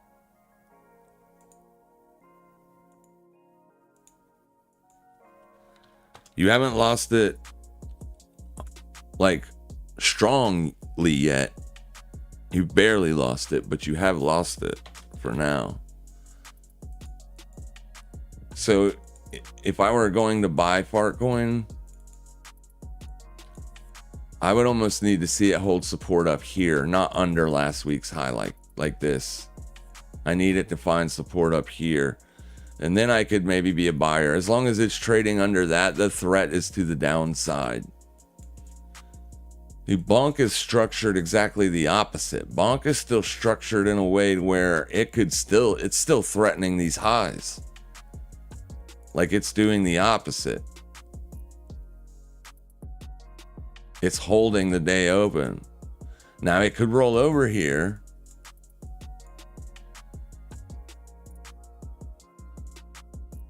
So I think if you're going to look for a short, this one has to be it. Structurally, it doesn't look like a short on the 4 hour, and like anything higher than a 30-minute chart. It does not look like a short.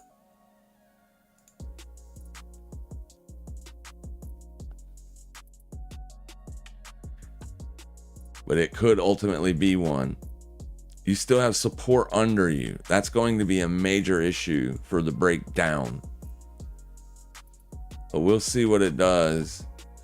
I would like for it to push up a little bit further and I could enter more or put on a little bit larger of a position. It did do it, to be fair. I should have been watching it. I could have done that here or here. My cost basis is too low under this wick. My cost basis is right in here. So I don't want to bring it any lower. Because this is the level that it's fighting with, and you got to give it room. So like the box, if you will, is here. So I don't want my entry to be down here, knowing that it could trade up to here. Because that's a big move. It don't look like it on the chart. But if you shift right click or shift left click up to the day high, that's a 2.3% move. That's a significant move with leverage. So I want my cost basis to be higher, so that way if it does threaten these highs and then roll over, I could sit in that much pain, but I can't sit in a 2% pain. Because I got 20x leverage on.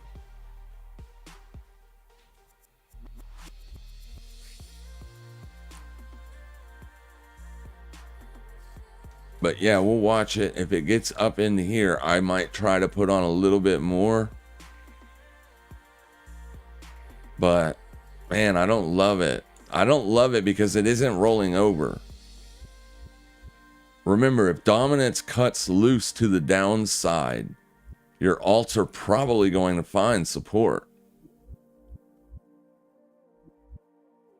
I would much rather take a big short on bonk if this was currently moving to the upside and moving up kind of strongly. But since it's chopping sideways in this 4 hour range, that's telling me A, it doesn't have that strength, so you're not going to see heavy weakness in your alts. This chopping back and forth is telling me the one thing that's been happening for the last 2 weeks, the sellers just don't have the strength to push these things. Penguin is still up 8% on the day. This is completely okay as a pullback still. Yeah, I mean, remember, the midpoint of this candle, if it stays intact, 1 hour left on this close. If it closes where it is or higher, that's going to look more bullish. That's going to tell people on the next 4 hour candle, they probably want to be a buyer on lows of that 4 hour candle, wherever those lows may form. But still, they'll be watching it.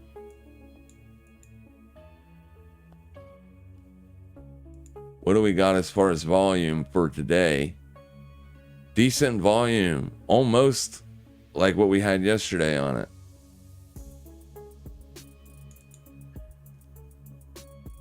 But yeah, this can still break out to the upside.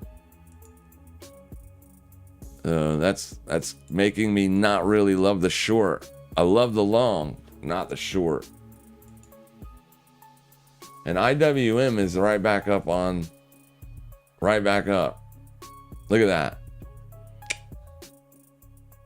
The sellers just don't have the juice, man. Buyers control this market. Your ES and NQ are both still under intraday VWAP, but looking at this, I would say those are probably going to be breaking back to the upside. The reason they're so much weaker than this is because they're so heavy tech. This is like the rest of the market, the other sectors. Your advanced decline line is still bullish. You're up at 900. That's a bullish market. So IWM gave us that signal where it looked like it was going to roll over. I'll still hold it as long as it's under here. But if it starts to trade above the yearly opening range, I'm out. I'm getting out. There's no point in holding it, because it's not going in the right direction, right? This is the wrong direction. We need it to go lower. It's going up. It was a technical signal, and it's a failed technical signal as of this point. That's not what we want. We wanted this candle to close under the open. It didn't do it. So we might be wrong on this. This might be a trap. So the reason I won't hold it is because once it starts to break out up in here, you could see a big rip to the upside. A big rip to the upside on IWM is going to put bullish pressure under the ES.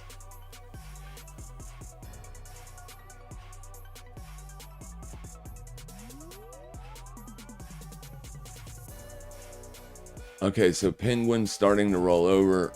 VIX is back under yearly opening range. Dollar still selling off. That's going to help strength in the markets, the risk markets. It's going to help Bitcoin and ES and NQ find support. We need a strong dollar to be bearish, guys. But that's okay. My bearish trade isn't because I have a bearish bias. It's to protect any significant pullback in Penguin.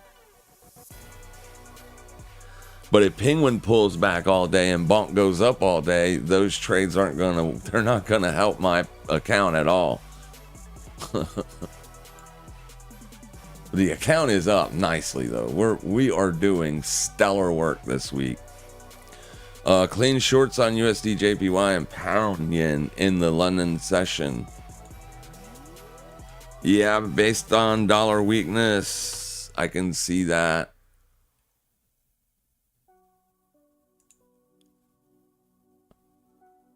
Yeah, you got dollar weakness today. So yeah, that's what you're getting. And you said they were good shorts during the London session open. Damn sure was. That was pretty much the high of day. Here's your open, 1700 hours, 5 p.m. Eastern. This is when the Forex market opens, daily candles. Your daily open is here. You set the high of day at 3 a.m. That's an hour after the London session open. Literally set the high of day and rolled over. So if you were watching USD JPY for a short at the London session, you would have wanted to fade the highs. And yeah, that's a great short. Absolutely perfect. And it has been one-sided all the way down. So you're seeing a little bit dollar weakness here. I don't know if this is, are you seeing any yen strength today? Or is that just all from the dollar?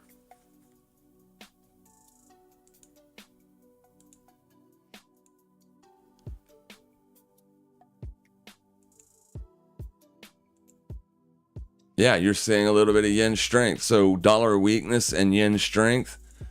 Perfect scenario for short USD JPY. Absolutely perfect. Here's the thing though, the yen is pulling back to an area where it could potentially see the sellers step back up again. for risk on, right? When you're risk on, the yen typically gets faded.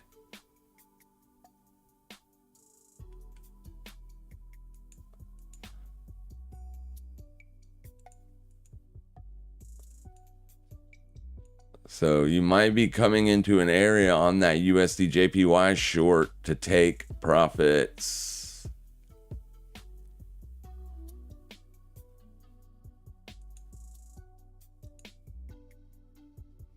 Okay, Bonk is rolling over finally. We should have leveled up on Bonk.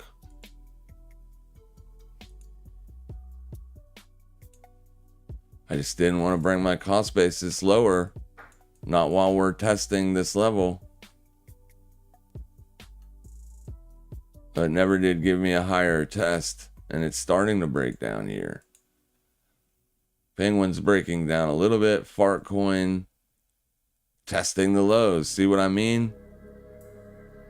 That's what I'm talking about. I don't want to buy that as long as this is acting as resistance. Because that just pulls the sellers in. The sellers are right now in control for now. They could lose that control, but for now they have it on Fart. But good shorts, if you did it, if you caught that on USD and Great Britain pound yen cross pairs, good job. Mind taking a look at BITF. Went long after double bottom around $1. BITF. I've never heard of this.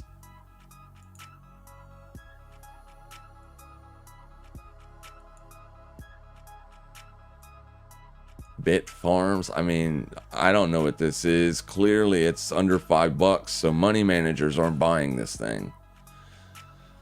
The only people that are buying this are, I don't know, not really anybody, because it's $1. And it used to be $10. That's never good. Under $5, money managers can't hold it in portfolios any longer. They have to cut their losses. They have to cut it loose. It looks kind of like Riot and Mara, but a little bit weaker.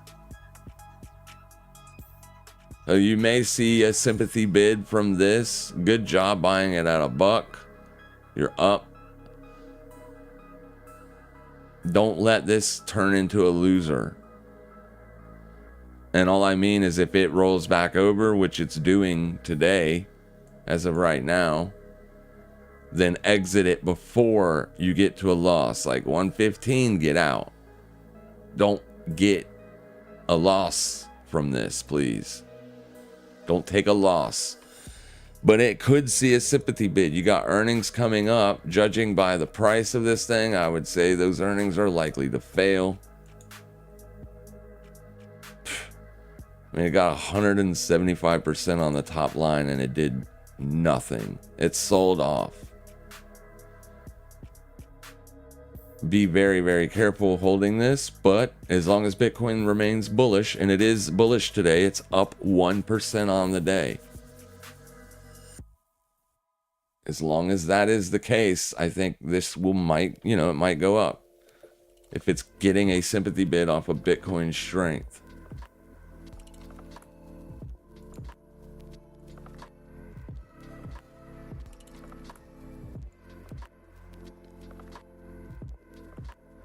So IWM failing to roll over at my level. This looks like it's getting ready to rip to the upside. So I'm going to probably go ahead and shut this down on that.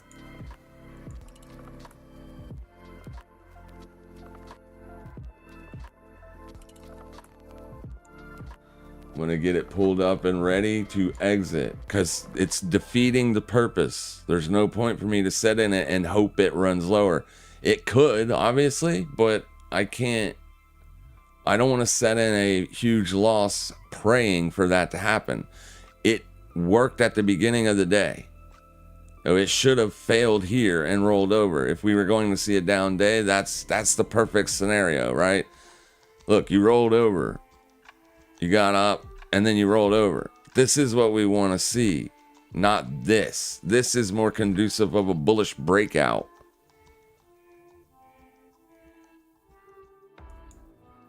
Don't like it.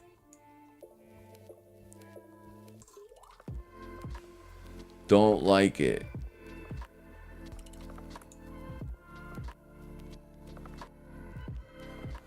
Litecoin is barely up on the day at 0.14%. Compound is down 4% on the day. So Compound pulling back. Your total 2 and total 3. Total 2 is excluding Bitcoin. Total 3 is excluding Bitcoin and Ethereum. Both of them are negative on the day. VIX is positive, but you're under 1720, so you're under the yearly opening range. 1683 on the VIX. So the VIX did what I said could happen. It rejected the yearly open.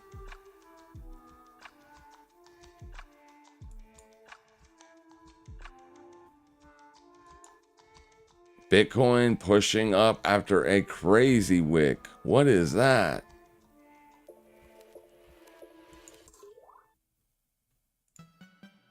That's a Coinbase thing.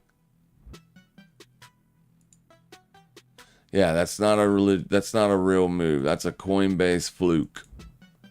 A misprint.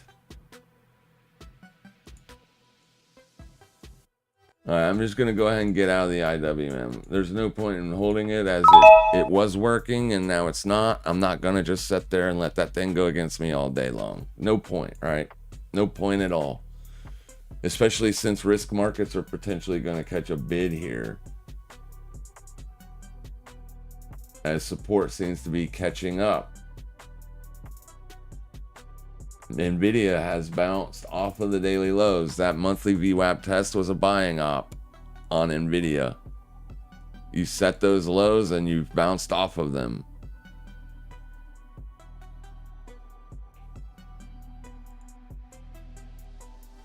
Build a gap. Bounce that in like a support zone, right? Which is what we expect to see in situations like this. As Amazon's pulling back today.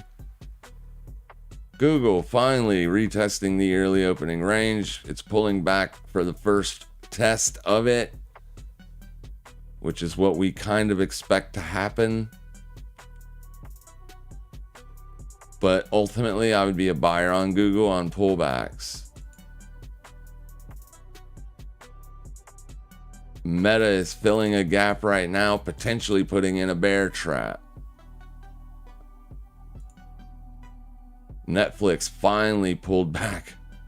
$13.50 on the NASDAQ. I was telling people to buy, or Netflix. I was telling people to buy Netflix when it was $275 a share. 275. I said be a buyer on Netflix. Man, oh man, what a trade. Love Netflix. Love it.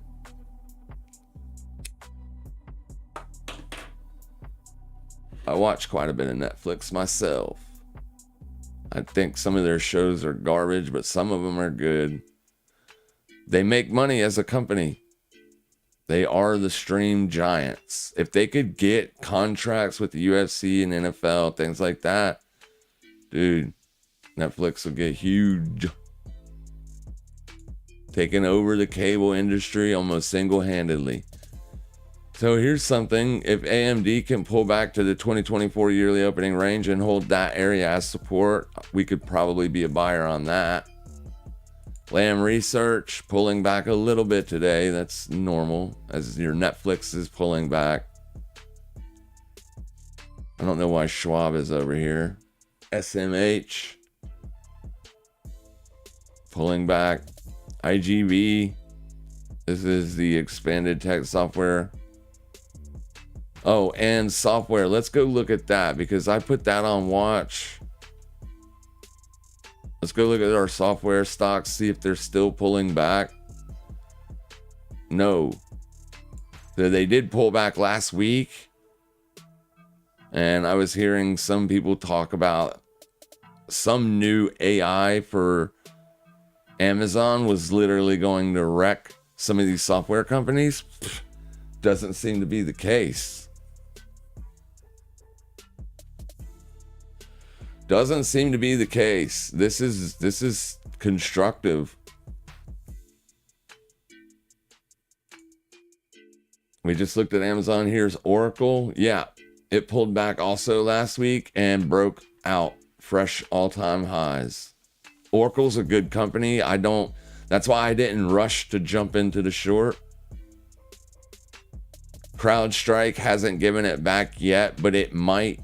As long as it's holding support at 469, I like CrowdStrike higher. Palo Alto Networks. I think Nancy Pelosi owns this stock. I don't know. She might have sold it by now. She bought it down here.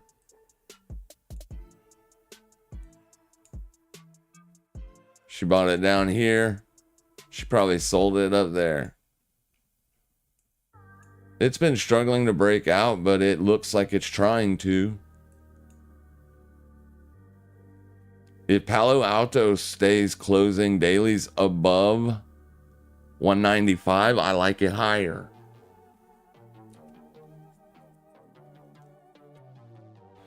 Zscaler pulling back still. So Zscaler is like the only one that had a pullback and is keeping it, but you're not getting downside continuation either.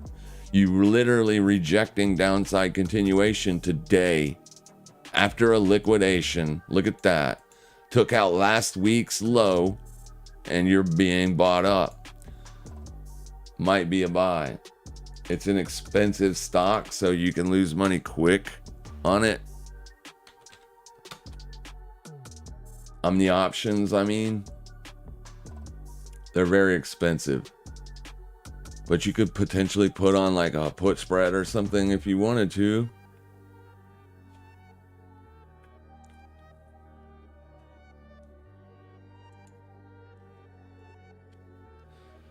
We're back up on Bonk.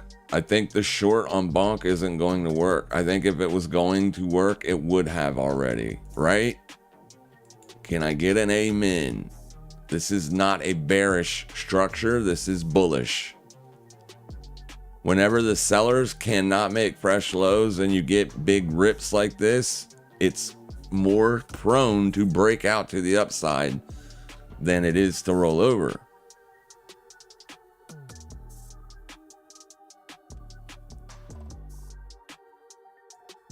Be very careful if you're holding shorts on Bonk. Please get a stop loss on that. I'm still holding my long on Penguin. I will continue to do that. Unless it gets down in this area, then it'll force liquidate. But it'll liquidate because it's a stop loss in profit, right? We've already took profits on it today. I did. I took almost $400 off of it. So we're good to go.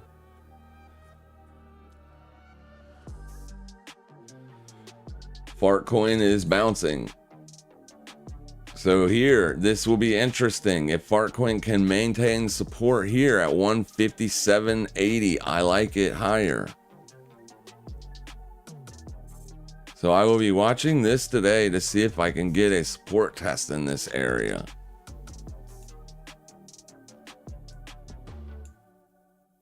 Yeah.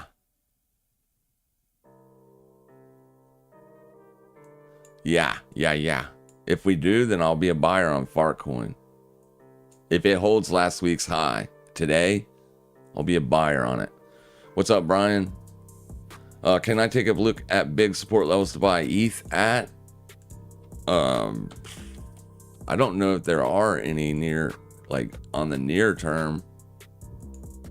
I would give it a little bit of a chance to pull back at least. And you can pull back all the way to the yearly opening range. I don't know that you will.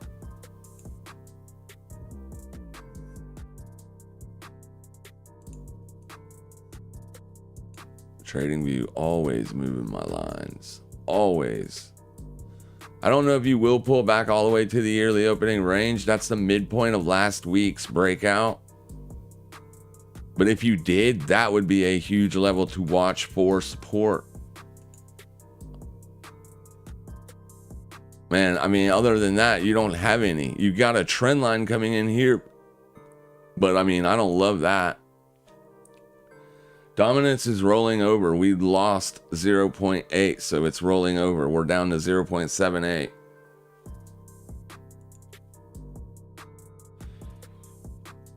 I don't know why we can't see that on the daily chart.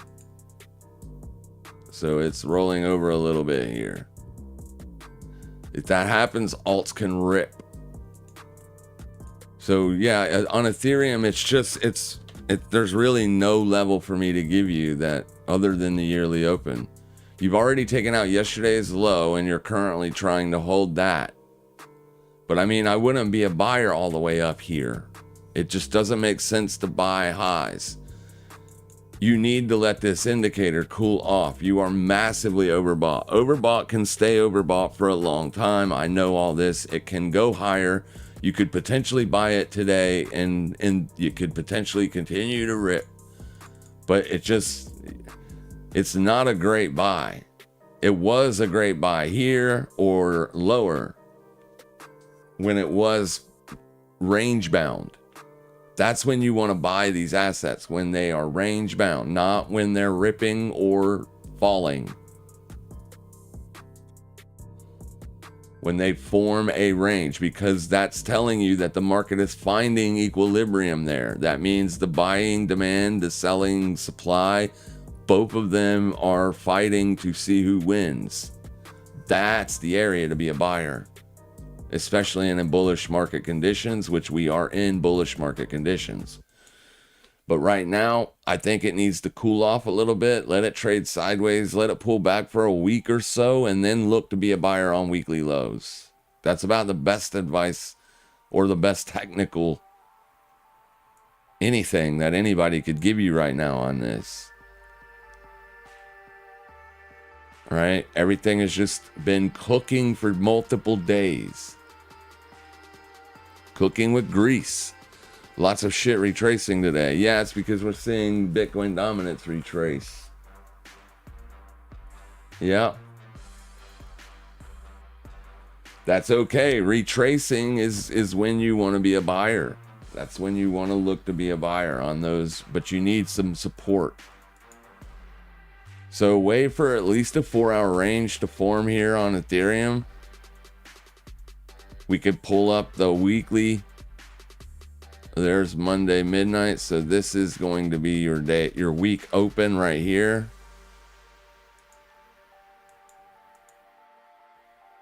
So give this thing some time to form support in this area. When you've been trading here for like 10 4-hour sessions and you can't break down, then you want to be a buyer on lows, right? When price shows you the inability to break down. When you see stuff like this.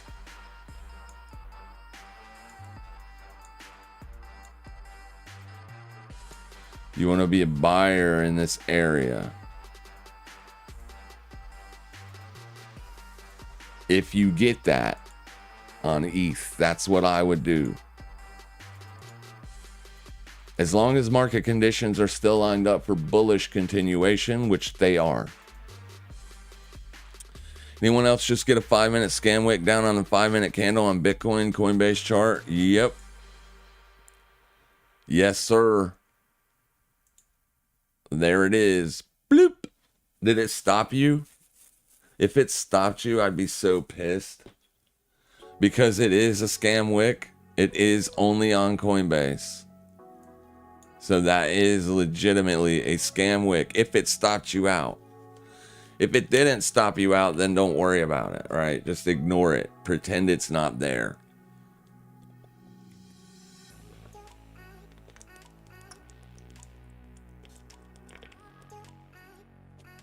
But yeah, I hate those. I hate those with a passion, especially when they stop you out. Like on Kraken, that would have stopped you. That would have got you on Kraken. That's why I don't trade on Kraken anymore. That's one thing that Weeks is really good about. I did see a scam wick once on Weeks, and I don't remember what asset it was. I don't remember if it was Bitcoin or not, but it was right around the time that Trump came into office. I remember we got a big downside move and then a huge upside move. And that scam wick took me out of the long trade, and I was super pissed. But that's the only one I've seen ever on Weeks. Only one. I've never been scam wicked out on Weeks except that one time. Have you gotten the message about Coinbase perpetual futures on BTC ETH now trading in the USA, currently offering 10x leverage? No, I haven't. If I get that email, I will never see it because it's in an email account that literally has 50,000 emails in it. I get 10,000 emails a day in that account, so I'm damn sure not cleaning that bitch out. So I just don't pay attention. You know what I mean? I don't hold a lot of money on Coinbase. I usually use Coinbase as an off-ramp.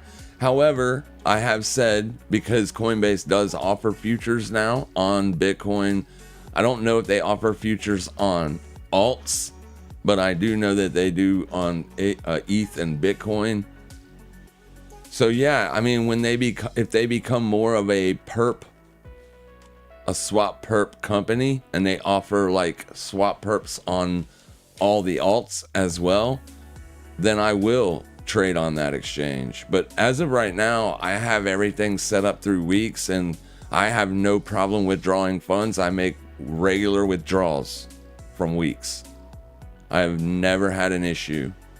So until I start having issues or whatever, I'm just gonna stay with them.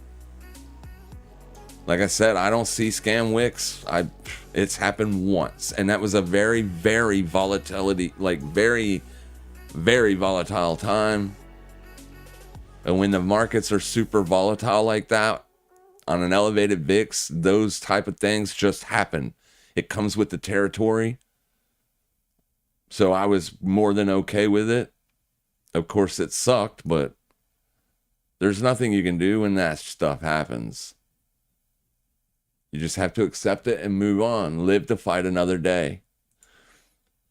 So yeah, I mean, if there ever is a reason for me to transfer my funds over to Coinbase to just make that my trading platform, I will.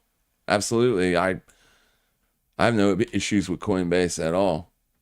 And I'm glad they're dipping their toes in the water of perpetual futures because they're fun. They're awesome. They are fan-freaking-tastic. I love them. I make a living off of them. So, yeah, that's awesome. I think every exchange should offer perp swaps on all, or at least some of the big movers, like the really, really risky assets, like the fart coins, like the bonks, like the penguins, like the things that move 10% per day and offer some leverage. Yeah, I'm game. That's where I live. That's my stuff. I love it. But I haven't seen an email on it yet. And probably never will. Any idea for a potential trade for Bitcoin after this huge recovery, after the dump? Just curious. I don't see a position on it right this second. I mean, you're right back at the high of day. This is your high of day, isn't it? Yes. Yeah. Here's your Tuesday candle open right here. So that's your high of day. You're trading at the high of day. So you gotta be like, you have to be prepared and ready. You know that the market is bullish. when we opened this live stream this morning, Bitcoin was already trading up at these prices. So you already knew that it was bullish on the day. You had to assume that when the market opened at 9:30, you would see a correction. That's what we got. It traded right down to the week and daily VWAPs, and that's where it reversed. So that's typically, you can put that on your chart and get some confluence with a higher time frame level. There's a 8-hour support level.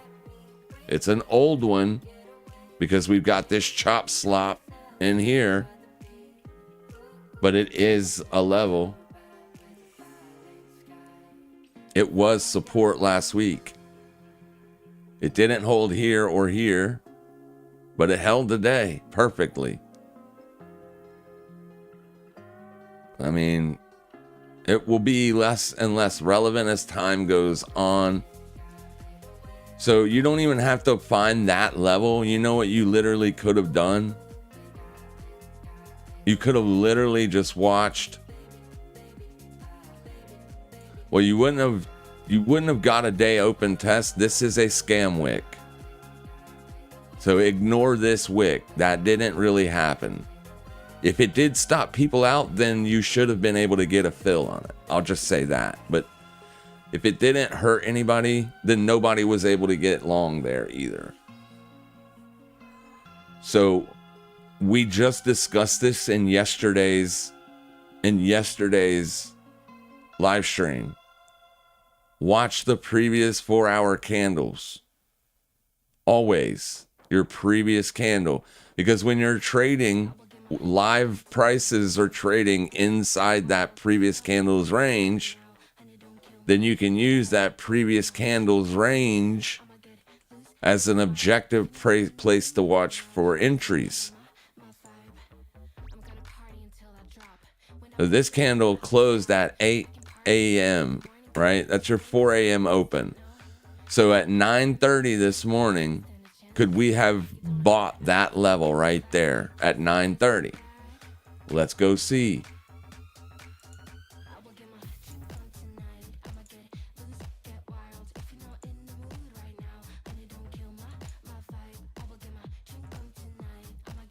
Ah, oh, this piece of crap. Well, anyways, that's it right there. See, that's your 4 a.m. opening price. That would be the previous 4-hour candle's range. You traded right down to it. Like right to it. That was also confluent with your intraday VWAP, with the intra-week VWAP. As long as price is staying above these levels down here, these VWAPs. Let me get rid of these so I don't confuse you. These levels, these lines right here, these two white and green, what looks like averages. They move like an average. As long as price is trading above them, then the bulls are in control of price. Right? So even if you come down and test it, the bulls are still in control. It isn't until you spend a lot of time under it where you would say, okay, the bulls are no longer in control. Right? So if you don't have an objective level to watch and you don't have, this is just an intraday VWAP. You can get that over here. I don't know if you can see that. Okay, you can't see that. But it's on the left toolbar, on the left side of the screen. It's on the projection, forecasting and measurement tools. That, click that, and then right there's your anchored VWAP. Put a star next to it. And then also make sure you have your toolbar open. This is the toolbar. So all of my favorite tools are right here. So I don't need to fool with any of the stuff over on the left-hand side of the screen. I just put this right wherever I want it. And all my tools are there. These are all the tools that I use on a regular basis. I don't really use this anymore or this anymore because I got the drawing tool. I got this thing. All right. I can draw circles. I can draw squares. So I don't really need this. I actually don't need any of this. These three right here. I don't really use pitchforks anymore either. I used to a lot years ago, but not really anymore. Slope analysis doesn't really matter to me anymore because I've tightened my edge up so much to where I'm good to go. I'm good to go with the way that I trade because I'm a scalper. But just, you don't need any data. All the data you need is the day's open, and that's it. That's Monday, so we just need right here, this candle. This is all the data we need to have a successful trading strategy in today's range. In today's price action. At the New York session, we just need this data. We don't need any more data. Right? Because this is your daily low, and this was the daily high until this candle made a new daily high. So now this becomes your daily high. This is the midpoint, and then the low and open. Low, open. These are all potential levels to look for trades. We went over it yesterday.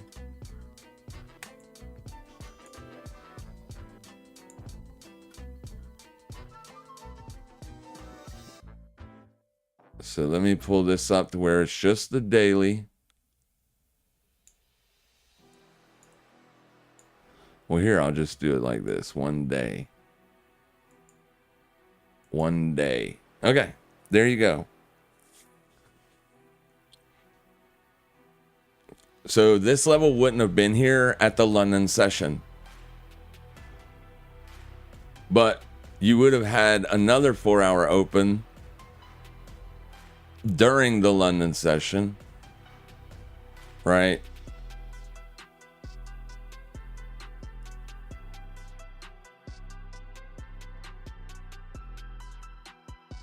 Right there. I don't know that it's exactly the open, but it's close. It's not. Okay, so right here.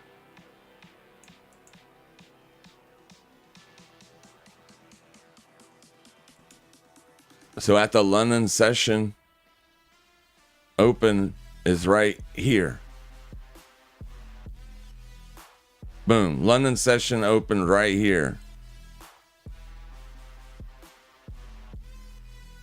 So at this point during the day, you were bearish as price spent a lot of time under the weekly and daily VWAP. Well, why isn't the white line down here? So this might not be the intraday VWAP. Let me get the intraday VWAP here, guys. I need to know where that is. Get rid of that.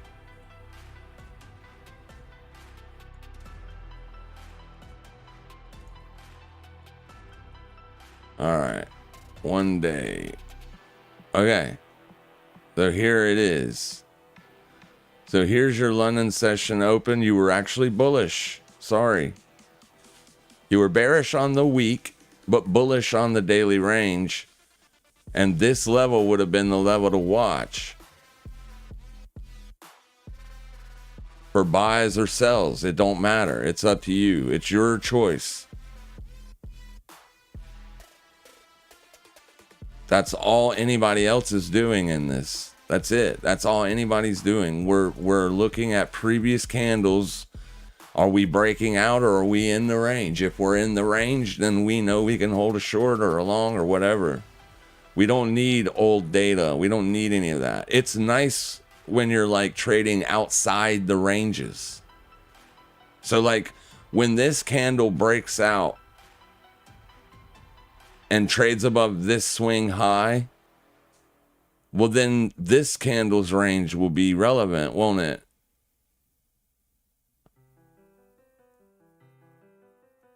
Yeah, it will. More or less, the high will be more important, but people will take shorts at resistance.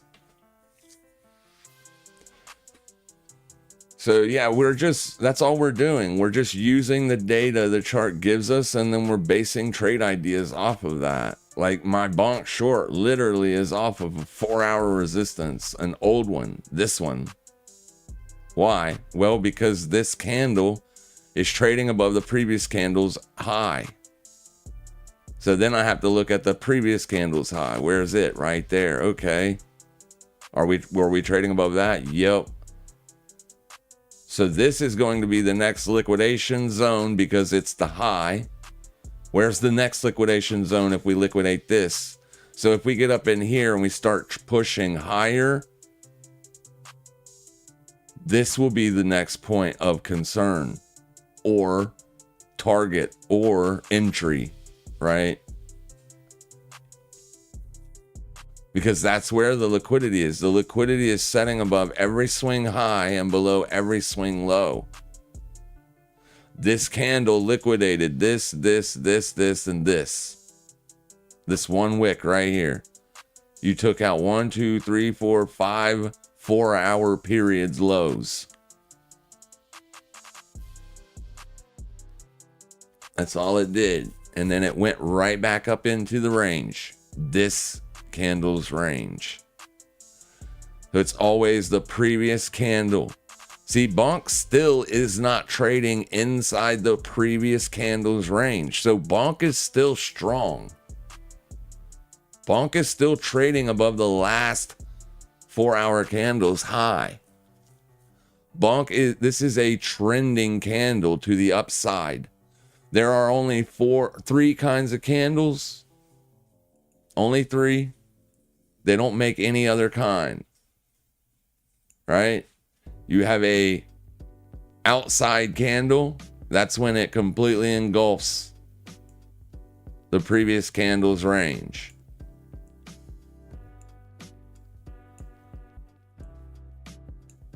This is an outside candle. This is an inside candle when it stays inside the previous candle's range. And then finally, the last kind of candle is a trending candle. When you take out the previous candle's high or low. So when you open a candle, you do that, even if it's just a wick.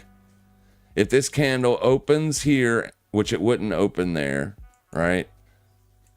It would open here. So this candle has a high, right? There's that candle's high. So this candle opens like this and puts a high like this. What kind of candle is this? It's a trending candle. It's trending to the upside. Even though it closed down here, it is still a trending candle because it took out this candle's high. As long as it doesn't take out the previous candle's low, it's a trending candle. So just knowing this data, what is likely to happen when this new candle opens?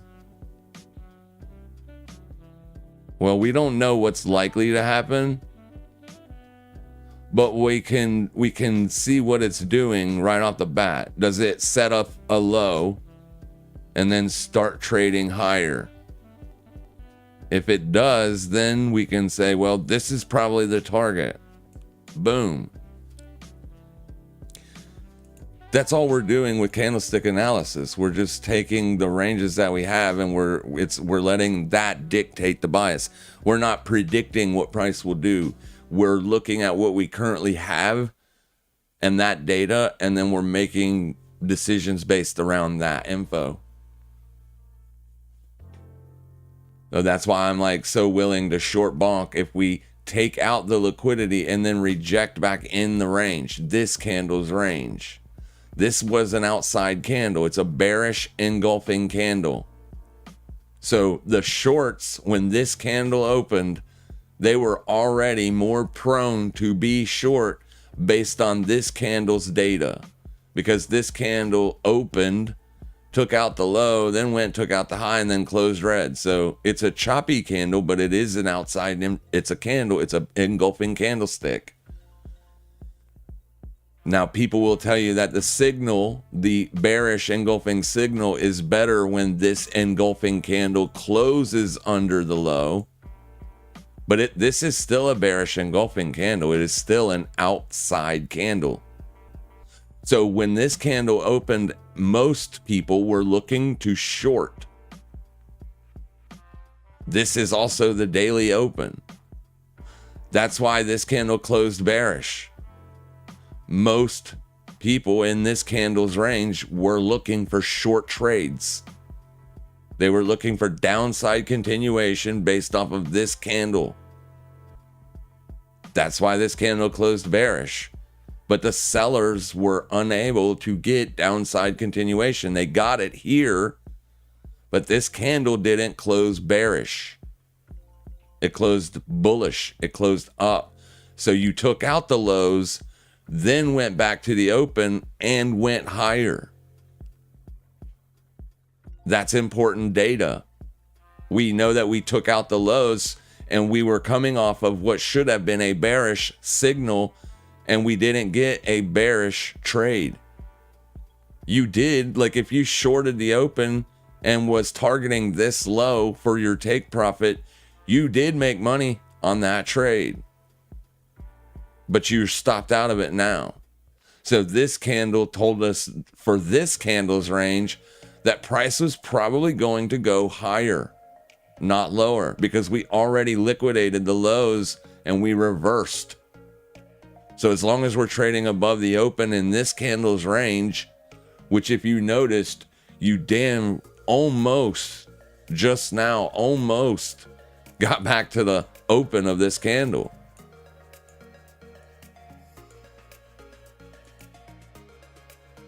Almost. Look at that. This is a 5-minute chart, but we were looking at the daily open, and this is that 4-hour candle's open. So as long as price is trading above this line, we know that price is what? It's bullish, not bearish. It's bullish. It isn't bearish until it's trading under this line. That's a lot of information, important information, because it's going to influence every decision moving forward. Now, it's not everybody uses that info to make trading decisions, but professionals do, right? Retail is looking at a myriad of different things. They're looking at moving averages, and they're looking at a million different things to tell them which trades to take and when and why and where, right? All those professional scalpers are doing is they're buying here and selling here. Buying here and selling here. If price breaks down here, then they're going to be selling here and targeting down here. Doesn't mean they'll be right. It just means that's what people will do. Like, because you will lose the weekly VWAP, you'll lose the intraday VWAP, you'll lose the bullish momentum. Like, you'll lose a lot of things. So people will get bearish then. That's why sometimes you see really big moves after you break down under key swing lows, because if that candle turns red, you've got algos that are literally fire up just because that candle turned red. And then they'll exit positions if that candle turns green again. They'll take the position upon turning red and exit the position if it turns green. They'll take the position and then exit the position if they get a 1% move lower than when they entered.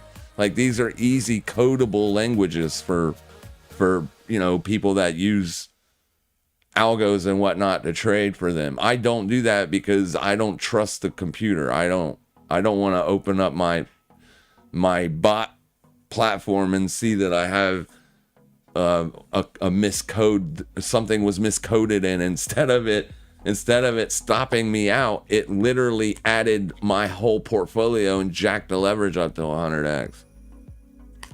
I don't trust robots.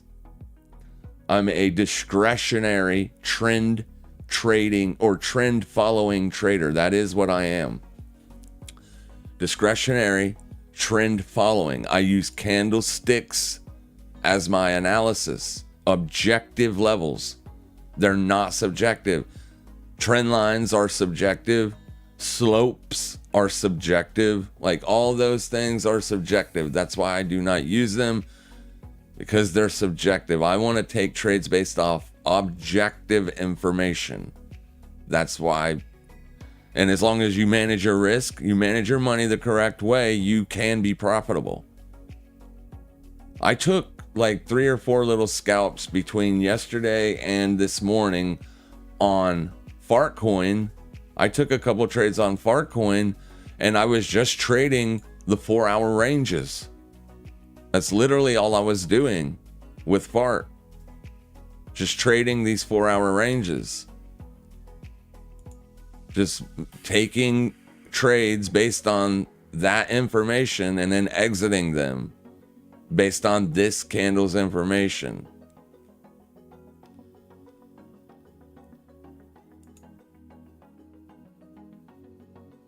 $3:55 a.m. It's a fantastic way to trade. So here's your open. We got our VWAP for the day. That's an important data point. Not necessarily to take trades based off the line, just to let you know, in a sense, where is price heading with the volume weighted. Your volume is weighted. It's an average that is weighted by volume. And this is a weekly weighted average. We just opened the weekly. So we've only had, today is day 2. But looking at a 5-minute chart with just that info, right through here, it's more bearish than bullish.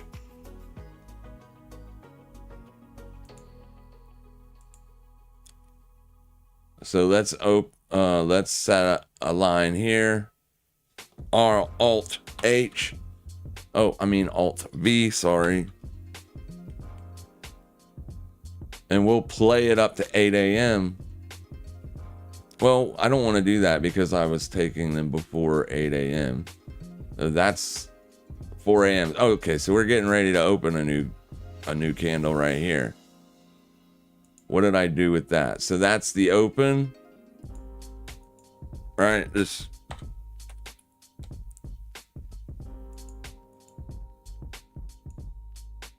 And then this is the low. I don't need to mark the close. I don't need to mark the close because this candle, this new candle, is going to open at the last candle close. So going into this, okay.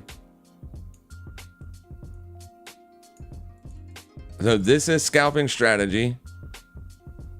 You can use it. I don't care. Just make sure you mitigate your risk. 30 seconds. If you can't do 30 seconds, do 1 minute. All right. With this data here, what do we want to do? What do we want to do? Well, it's weak for now, but this is the range. Here's your 4-hour open. This candle closed bearish. It's down. It's a down candle. So we're getting ready to open a new candle. Let's play it one step to give us our open. Okay, now we have a new open. Okay. So with this data, what do we want to do here? All of it. Look at everything. What do we want to do here? Well, we would want to be bearish, right? Because price is heavy here. When I say heavy, I just mean that All of these candles are trading under the VWAP, so it's heavy. That means there's more of a sell side bias. But I don't want to short it right here. Why? Because it's sitting right at my target. That would be my target, that low. Now, I could go get this low also, right? This low, well, that's the same low. This one, and right, like previous 4-hour low. So at best, with this information here, at best, what just happened? It just took us back to where we currently are. You son of a gun.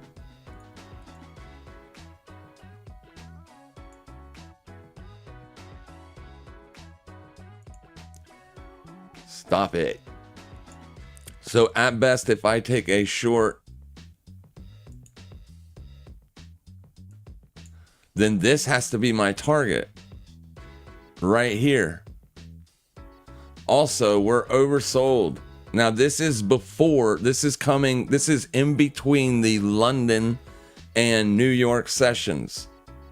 So it's kind of a lull period, right? You're not getting an intense amount of volume through this period.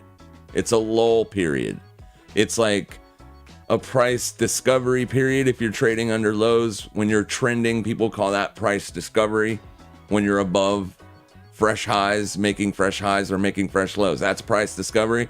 But when you're doing like this, it's more or less not in price discovery because you're trading inside of this range. So that's an expansion higher there. So all of this price action is trading inside of this box. So all of this price action is trading in this candle. So this is inside. We are oversold on volatility or on momentum. And if I did take the short, my only target could be here. I cannot choose a higher target or a lower target. It does not make sense in context with how candles work. So let's play it a little bit. Let's give us our next open. And then we'll let it play, but on 1 speed, not 3. 3's too fast. See what it does. We're going to give it a little bit of time here because if it fails to start making lower lows, I'm going to be a buyer. Probably, right? Not a seller. So let's just buy it. See what happens here. Where's our stop? We'll stop it out if it comes here. We're buying here. We're just looking for a few points in our direction. So we're long. We're holding longs. We're holding longs. We're holding longs. We're still trading inside the range. We're good. Where's our target? Well, this would be a primary or first target for a scalp.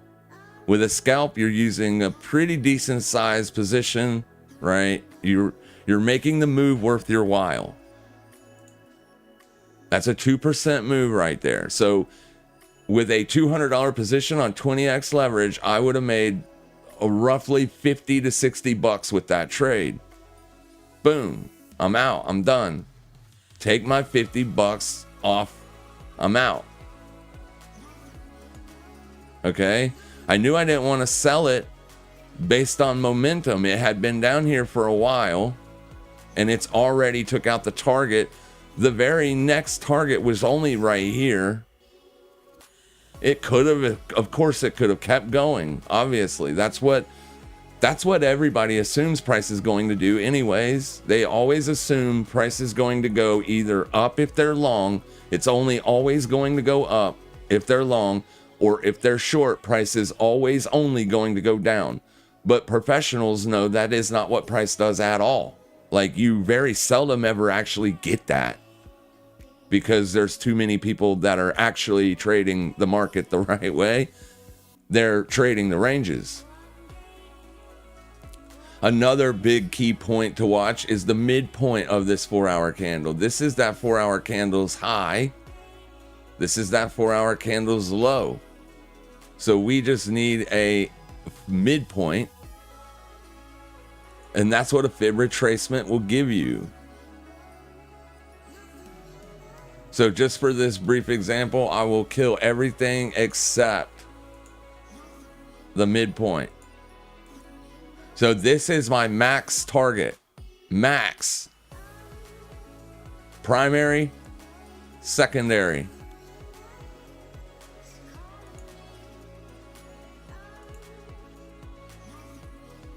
Primary, secondary. Let's see what price does. Why did it react like that? Well, because Trade Talk exited his position. Trade Talk isn't the only one exiting his position there either, is he? No, of course not. Now you're going to have new buyers step in here because why? This is a candle's open. The candle we're in right now, the period of time that we are in right now, right here, this is this candle's open. So this is a buying opportunity. People will only start to exit when you take out the low. So this is the current near-term low. This is the other low. Right? We can leave this line up. It doesn't matter. People are going to get long from here. This is where they're going to get out. More than likely. Or they will get long here as well, as long as it stays above this. Because it is that previous 4-hour low. So either way, there's decisions being made based on these levels because they're objective price points. Either way, whatever people are deciding to do. But I just want to see if I get a secondary take profit. Of course, I know what already happened because I already traded it, but I'm just trying to show you my thinking, right? My thinking. This was the secondary take profit target level. So now I'm out. This is, a pretty good move from where we bought it. We bought it in this area here because we bought it under the open. We bought it because it was oversold. We bought it looking for a move back up into the range. We were fading this move. That's all we were doing because that happens all of the time. It's called a mean reversion strategy. That's what it is. It's a mean reversion strategy. But I'm only taking it based on the previous candle's low. I'm not taking it based off of the VWAP. I want the VWAP on the chart to tell me if price is heavy or is it light. Right now, looking at the chart above, it's light because we're trading above this and this. But this morning, it was, heavy under, it's light above it, right? So there's a chance we could test what? Up here. I don't know that it will. Look at your volatility indicator, your momentum. You pegged overbought here. There's a good chance your algos are going to distribute those positions back into the market. They're going to be exiting, right? They're exiting, so they're distributing. That's supply coming into the market based on this indicator. There are algos coded around this indicator. This is one of the most favorite indicators for scalpers is the RSI. Absolutely, it tells you perfect stuff. Now, you're not always going to win. You have to manage your money. You can't hold a position when it's telling you it's doing something different. A lot of chop here. Like if we would have went all this time, so from 4 a.m. to 5-ish, and we never moved off of oversold or we were pinging in between midpoint and oversold, but not really going anywhere with price, you need to get out, because the chart is telling you that the sellers are coming in earlier. They're looking for a trending move off of this. They want to see a trending move off of this. So I would just exit my position at break even or with a very small manageable loss. And then I will wait into the future when I get another opportunity to either be a seller or a buyer again. And if you can nail 2 of those or 3 of those a day, $150, that's just extra money. You're just padding your stats at that point. You're not going to win them all. I do not win them all. I get stopped out quite frequently when I do deploy this strategy. Quite frequently. Sometimes you're going to be exactly wrong. You're not going to be right. You're not going to be in a range-bound market environment. You will be in a trending market environment. So if you try to apply this mean reversion strategy in a market trending environment, you will get murdered.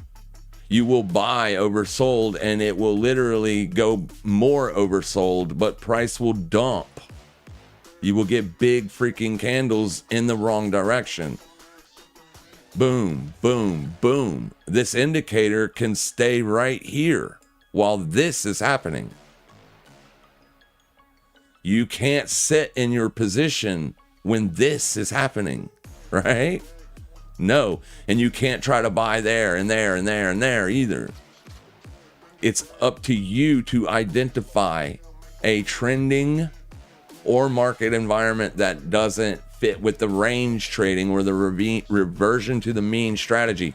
Hence, would I deploy this mean reversion strategy at 2 a.m.?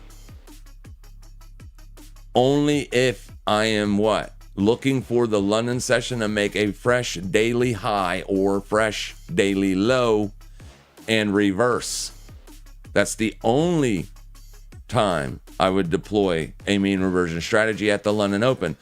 You got a lot more volume coming into the market at the London Open. Price is going to move a lot bigger. The ranges on the 1 minute candles or 30-second candles are going to be much bigger. So I'm going to deploy a mean reversion strategy when volume is light, when price is more prone to chop and not trend. So if there's like big news coming out at the London session open, like Christine Lagarde has a speech at 2 a.m., am I going to look to put on a mean reversion strategy? Absolutely not, because I can get murdered in that scenario. Big volume means big candles sometimes. So this was just a perfect time to look for an opportunity for the mean reversion. You have to be able to identify that. That is what makes you a good trader, for you to be able to say, well, this is a trending environment, so I want to look to be a buyer at support because the market is trending higher. On an intraday basis, if you're looking to only scalp between the 4-hour candle ranges, then clearly you're going to be looking to get out of the trades. You're going to enter and then get out when you get your profit target hit or when your stop loss gets hit. You're not going to try to make the market go your direction. In a trending environment, we would look to be a buyer on an intraday basis. Like if we are expecting, like in Fartcoin, we're expecting the uptrend to continue. So we want to be a buyer at potential objective levels when we are oversold. We want to be a buyer if we're looking for trend continuation and you're trending up. At this time, Fartcoin was up almost 2%, or like in between 1.5% to 2%. So you would look to be a buyer on pullbacks intraday. Or you could just scalp the freaking ranges all day long. You got Momo scalpers on YouTube. They literally buy 1 minute candle highs, right? That's their entry criteria. I'm going to enter on a 5-minute candle high, a new 5-minute and new 1-minute candle high. That's my entry. Boom. It's very dangerous, but you can do it that way. You can do it a million different ways. People do it a million different ways. You will start making money in this business once you realize that you are the reason you are losing money. Once you realize and fully understand that you cannot predict 1 second out in time what price will do.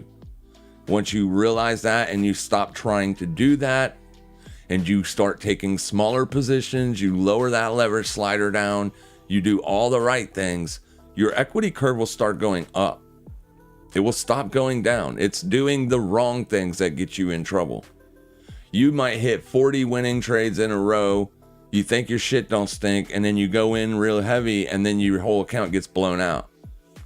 That happens all the time. That happens to professionals that don't have a real good rule set on managing risk. Just going in extra big every time trying to make money, you're going to get wrecked. You're going to get killed, because that's not what is taking place here.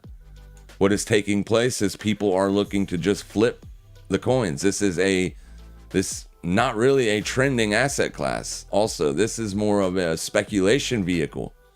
It's got good liquidity, so you can enter and exit on good fills. The Farcoin is fantastic.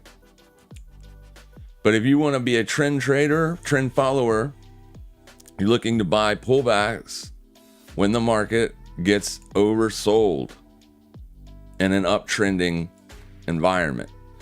We're not seeing that today. Right? We're not seeing that today. So there's that 4-hour high. Notice exactly what the market did right there. Okay, so here's a perfect example. Damn it, I tried to stop it before that happened. This is a perfect example of what I was talking about earlier.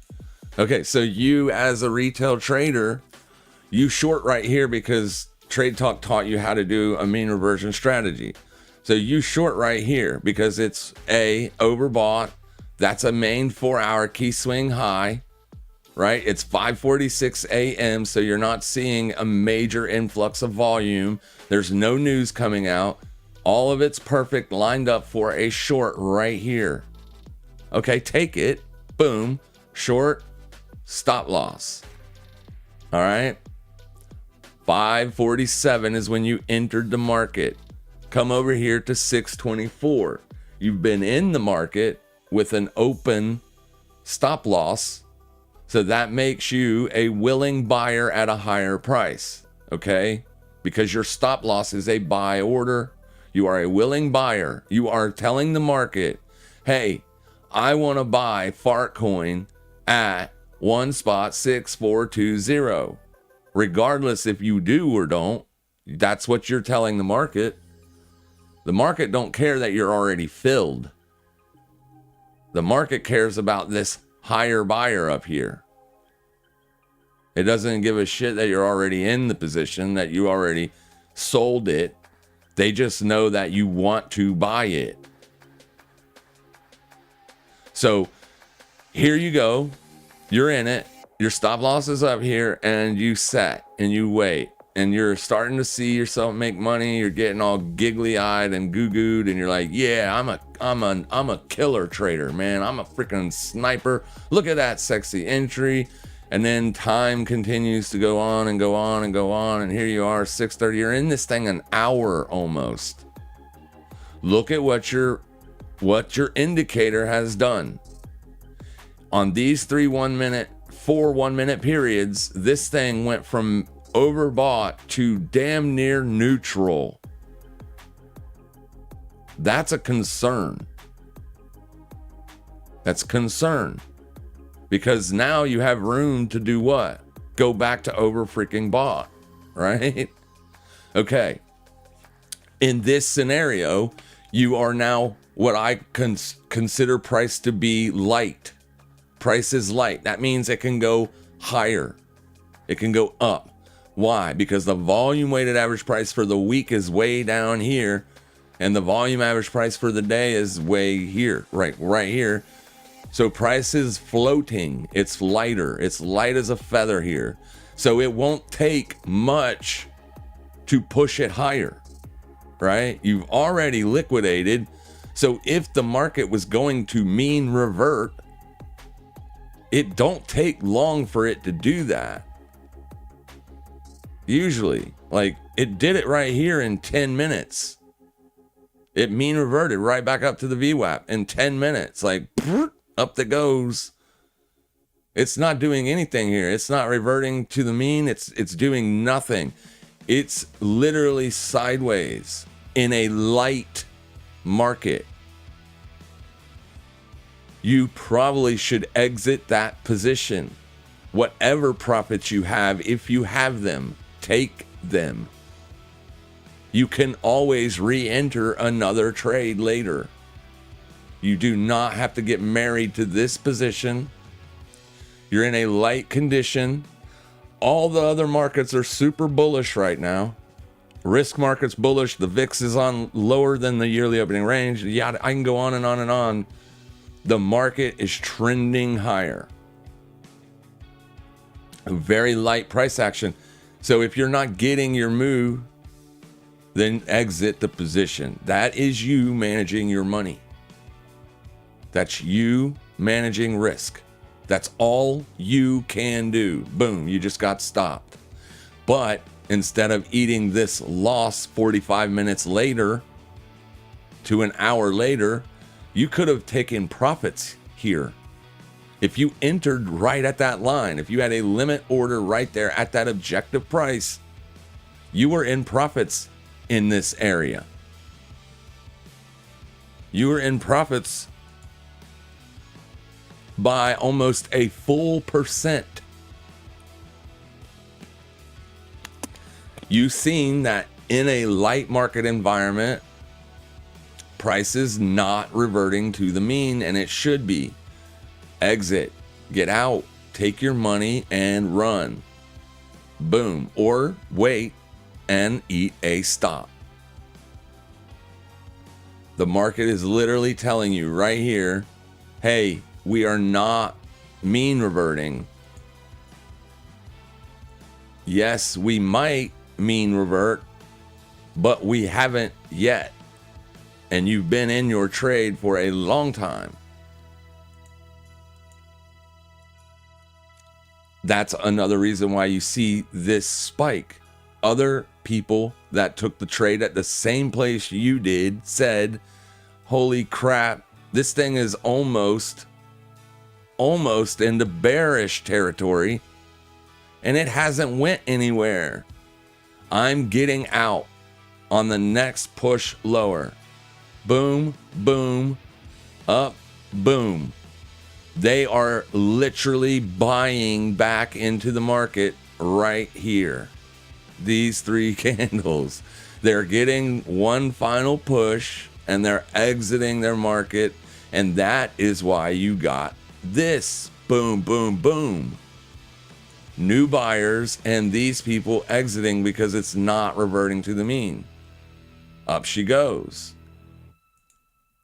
So that's your job as a trader, to identify that. Now, this chaotic goo-goo nonsense, there's nothing to do here, right? You could technically sell here, but you're not at an objective level, so that's a no. And you're not overbought, that's a no. I mean, you're tagging it, but you're not above it. You should be above it. You should be in this area up here before you're looking for it to mean revert.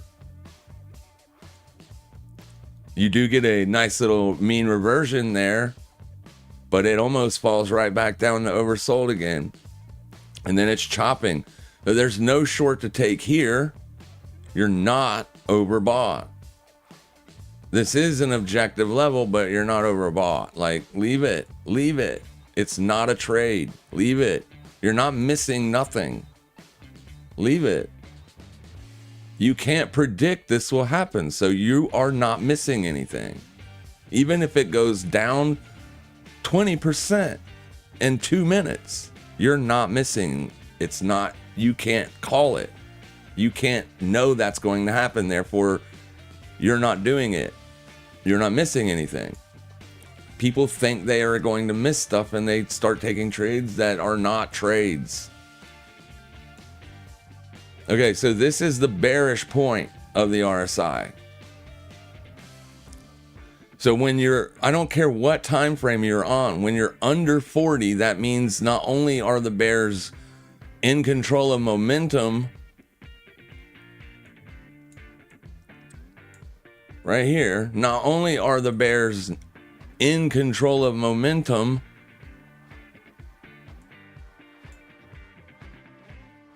but it's super momentous, right? Like it could break loose from here.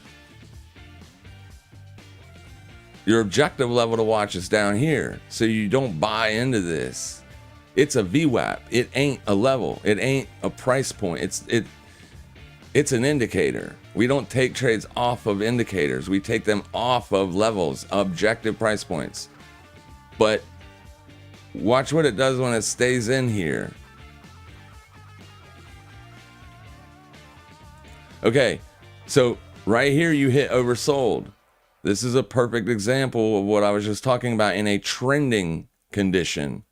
You hit oversold. 1, 2, 3 minutes went by, and this 4th minute told you what? Look at where the candle is, and look at where your indicator is. This candle is telling you this is going more than likely lower. You have an objective level here, so you know it's going to at least get to there. But this objective level wouldn't be here because, let's be honest, this is in the future. I'm just showing you, like, it. We can see that the market is saying, whoa, not really a mean reversion here. It's for whatever reason, a lot of volume came in here and it forced it lower. You would have eaten a stop there. Look at this. Boom, boom, boom. You just now hit oversold on this candle. This candle barely hit it. This candle hit it. You're well within it. This is where you were entering. Look how much further, look how just in a few short minutes. Watch this freaking indicator, watch price. It will literally let you know if you want to be holding or not. Now you've hit an objective level, that 4-hour low, and it was taken over here, so this is the level. You just opened a fresh 4-hour candle. This is where you want to take the entry. Price is chopping here, oversold, boom, and it stayed close and in the bearish territory right through here, but there's a level there. That's the difference.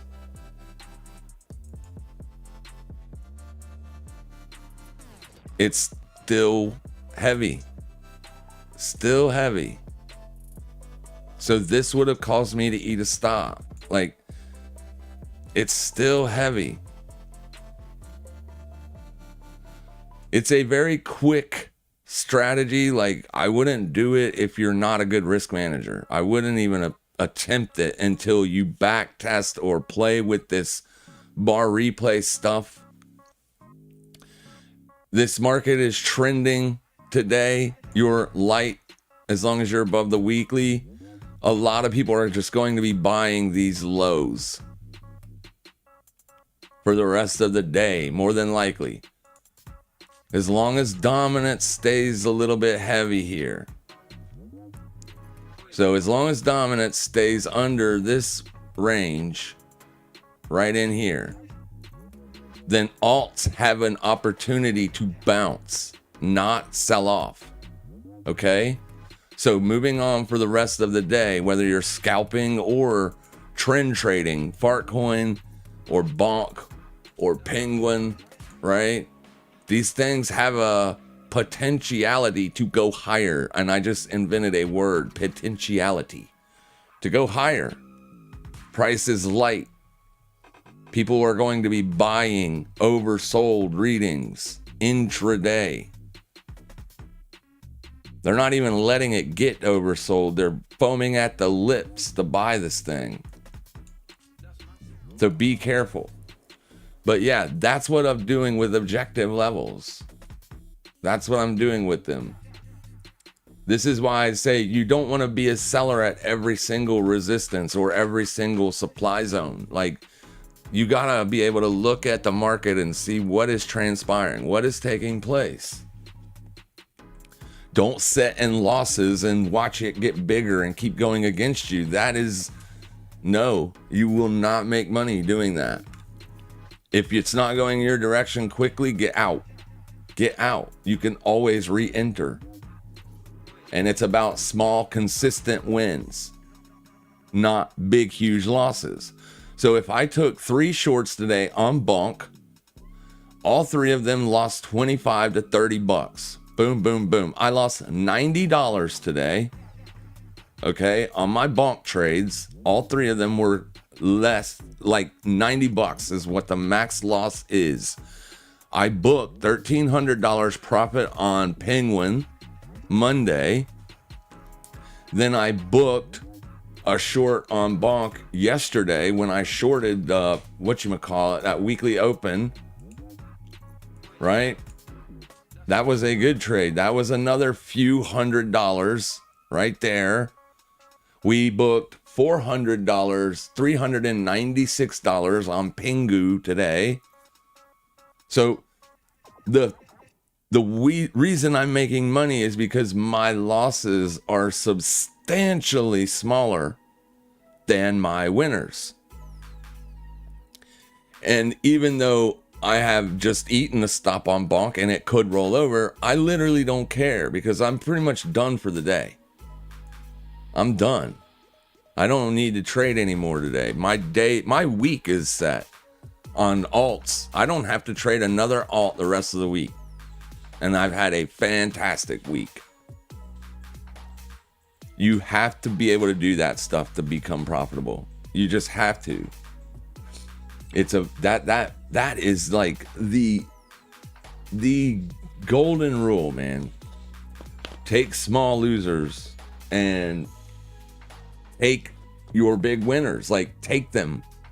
Don't look at them as unrealized and expect more. Like, you take those. Those are the ones you want, right? If I'm only losing 20 to 30 bucks on every scalp entry, but when I knock one out of the park, I'm getting $400 and $500, that's an easy victory. That is so simple. I can do that every day. But I also am able to identify trending market conditions when I want to be more of a buyer. Like, I sold here 9:40 in the morning. What time is it now? It's noon. Noon. I've been setting in this short since 9:40. It's noon. We only hit oversold 1-2 times in that period. So both of these 2 times I could have closed that trade out for a win. But I didn't because I'm still holding the Pingu long. Right? So I didn't.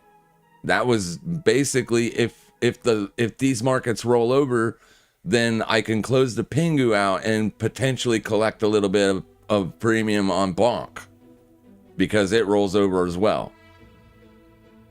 That's what I was looking to do. But at this point in the day, every swing low is being bought. What do you think Bonk is going to do? Who's the next victim in this market? Yesterday's shorts, they're sitting right there. Yesterday's shorts are still sitting right here. They are praying this thing rolls over, but the market isn't saying it's going to. When the sellers are in control of a market, you get big, quick moves lower. When the buyers are in control of a market, you get sideways, slow migration higher. Would you call this a rip? Or would you call this a migration higher? All of it. It's a migration. This rip could have paid me, but that's not what I was looking for that specific trade. This does not look like it's going to roll over. It could, because I can't predict the future, but it doesn't look like it is. It looks like they're aiming for this. And also, one final thing, and we'll wrap this up. Look at the 4-hour structure.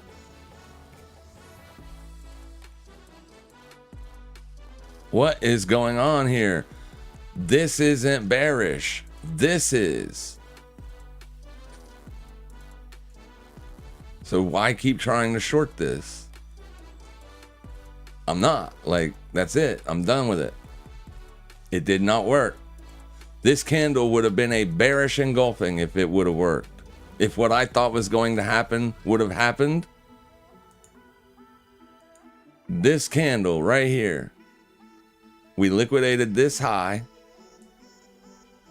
This candle would look like this. And you know it would. How many times have you bought here on a pullback just to wait, and then see that?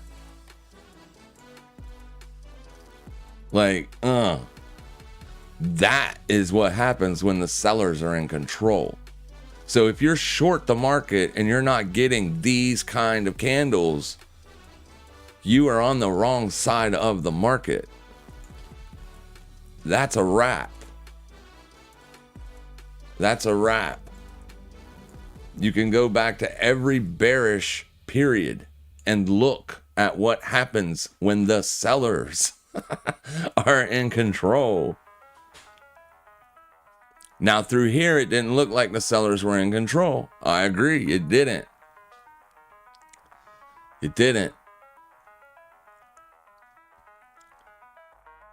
But it wasn't until this point that I would have even attempted to be a seller. Right? I wouldn't have tried to sell this candle and this candle or that candle. Because this is the level that I would be looking for to look for a trade. And I would want to see a rejection. That's a close above. So on the next 12 o'clock candle, we got that move that we were looking for. This is why I'm telling you, you guys do not have to rush your entries. There's nothing in the rule book that says you must enter a trade at 9:34 a.m. or you will not make money. This trade didn't transpire until noon. And it was looking like, everybody was looking like, oh, we're going to probably see a bigger breakout. It's going to the moon. One final liquidation. And that's a big one too. The next area to liquidate is up here. So there's no point. Oh, right there. Sorry. So it would have been tricky to enter that, but it would have been an easy trade because you would have seen that downside move take place. I guarantee it. You got that much continuation after, so I promise you, you liquidated that high and probably within 20 minutes, you were boom, boom, boom, boom, boom.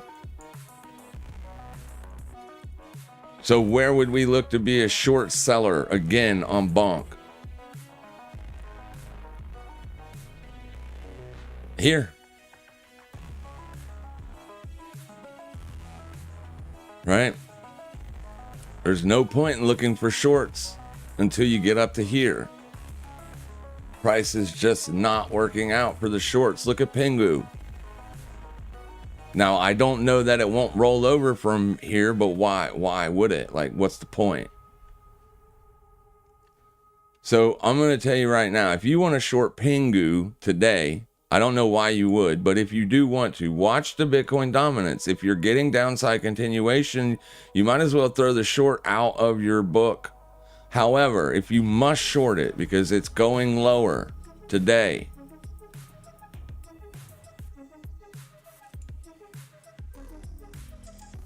what do we got over here?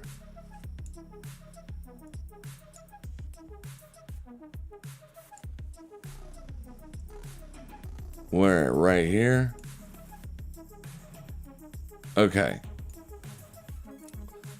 So here, let me just do this real quick. We'll set this trade up and then we'll exit the stream. So if Bonk is going, or sorry, if Pingu is going to roll over today,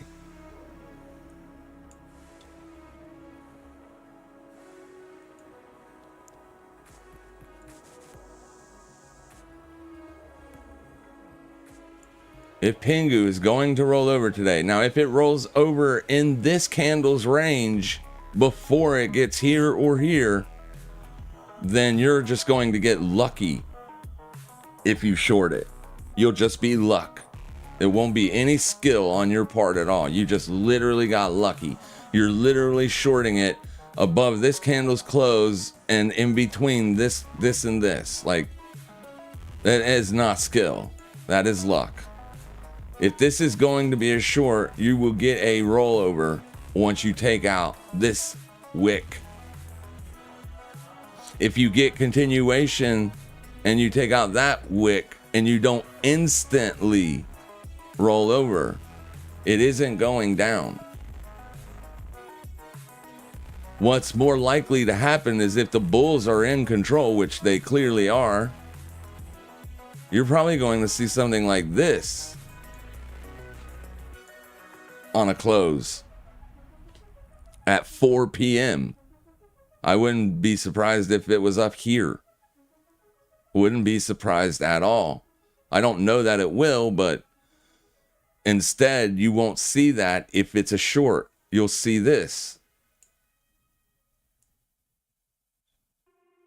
Right? That's what you'll see. This candle will be bearish on the close if it's a short.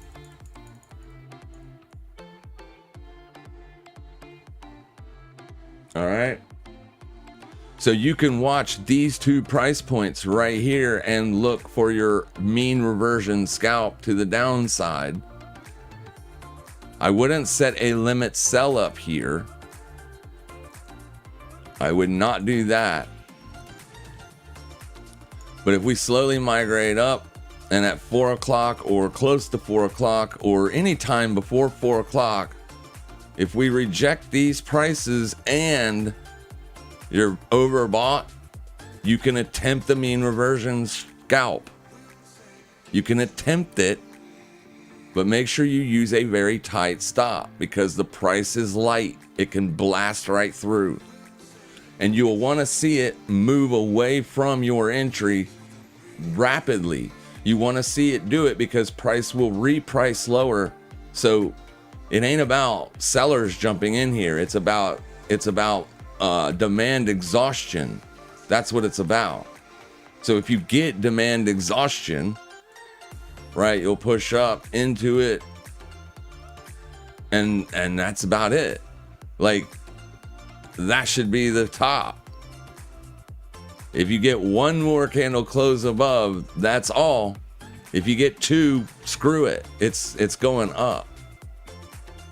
You want to instantly see this thing do this, and this. It's going to reprice lower. Only if there's demand exhaustion there.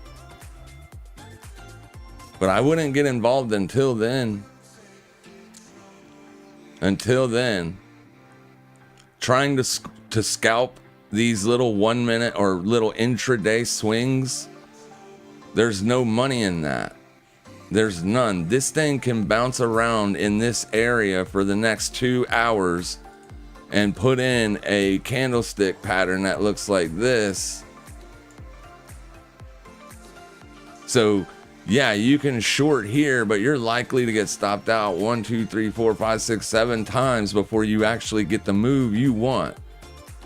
And the move you want to see would be this. Right? So don't do anything until then.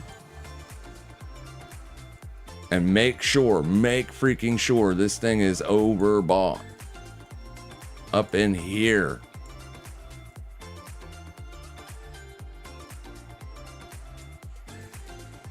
All right. And then you can take that scalp, but nothing until then. Hell, we might be able to take it here right now, right here in this a second. Let's see what Pingu does right here. Let me pull up my chart so that way I can exit and enter with you on this if that is the trade. If, and that's a big fat if. I don't think it is. Bonk is up 12.9% at these prices. So if it is a scalp short up here, we should see a rejection pretty damn fast. I'm only going to stay live for a couple more minutes because it looks like we're not going to get that liquidation yet. I think you'll get the liquidation when you come from this area. I don't think you'll get the liquidation as long as you're here. I think you need to be in this region or even in this region before you finally see that. Then you can, boom, you can look to nail that bitch right there to the wall. And then your stop will go just above it. And if you get stopped out, you wash your hands with it. You leave it alone. You're done. Turn your computer off and walk away. We'll do it again tomorrow. That way your stops are very small.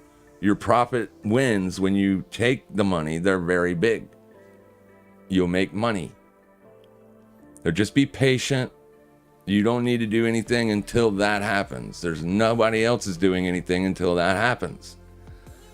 No pros are trying to short every 1 minute swing high. They're just not. And they're not jumping in chasing down moves either. So don't do that either. Wait for it to get overbought, hit that sell button, throw a stop loss in at the same time, and see what happens. That's all you can do. Bitcoin, like I said, dominance is pushing lower. It's created a new step down even. So at any point, this can turn around and start to spike up. That's what you would need to see over here. This spiking up to be able to throw on a short on Penguin. If Bitcoin dominance is rolling over and making fresh swing lows after fresh swing lows, it's not a short. The market is bullish. The only thing that I can say about today that was different than yesterday is your watch list today is very much hit and miss. Look at this. This thing's up 13%. The rest of them are all red. Litecoin is up 6%, 0.6%. Bonk, 3.0%. Hype, 0.8%. Fart will probably end up being up. So as long as dominance keeps going down, I think people are going to keep buying swing lows on Fartcoin. I wouldn't have bought this, but I would have bought, well, I wouldn't have bought that either. I don't know if you're going to get another oversold reading. You might. Maybe not on the 1 minute. Maybe on a 30-second. You might see it. Yeah, the sellers are losing this battle. They are losing. They just got stopped out again. That's a fresh swing high. for several hours since 9:44. This is a swing high. You just smoked that high and then you rolled over. So now you got chasers chasing and they're about to get stopped. Don't chase. Don't chase. Let price come to you. You put on your risk, then you bounce. You guys have a fantastic rest of your... Oh, yeah. VT Billions. RSI is stock, baby. It's a standard RSI. The only thing that I've done with it is I've added these lines and I turned this line into a solid line, the 50 line, into a solid line. It's stock, 14, and I kill the SMA. I don't care about the moving average on an already moving average. I don't know why they even put a moving average on the RSI. I see no relevance with that at all. But maybe it's relevant on higher time frames. Maybe. Who knows? But yeah, it's just a stock regular RSI. Relative Strength Index. Where is it? Right there. Nope. Oh, I don't even have it on here. Yeah, it's the stock settings and just kill the RSI or kill the moving average, not the RSI. Make sure it's the moving average. Y'all have a fantastic rest of your day. Make sure you guys trade safe, trade smart, and as always, happy trading, everybody.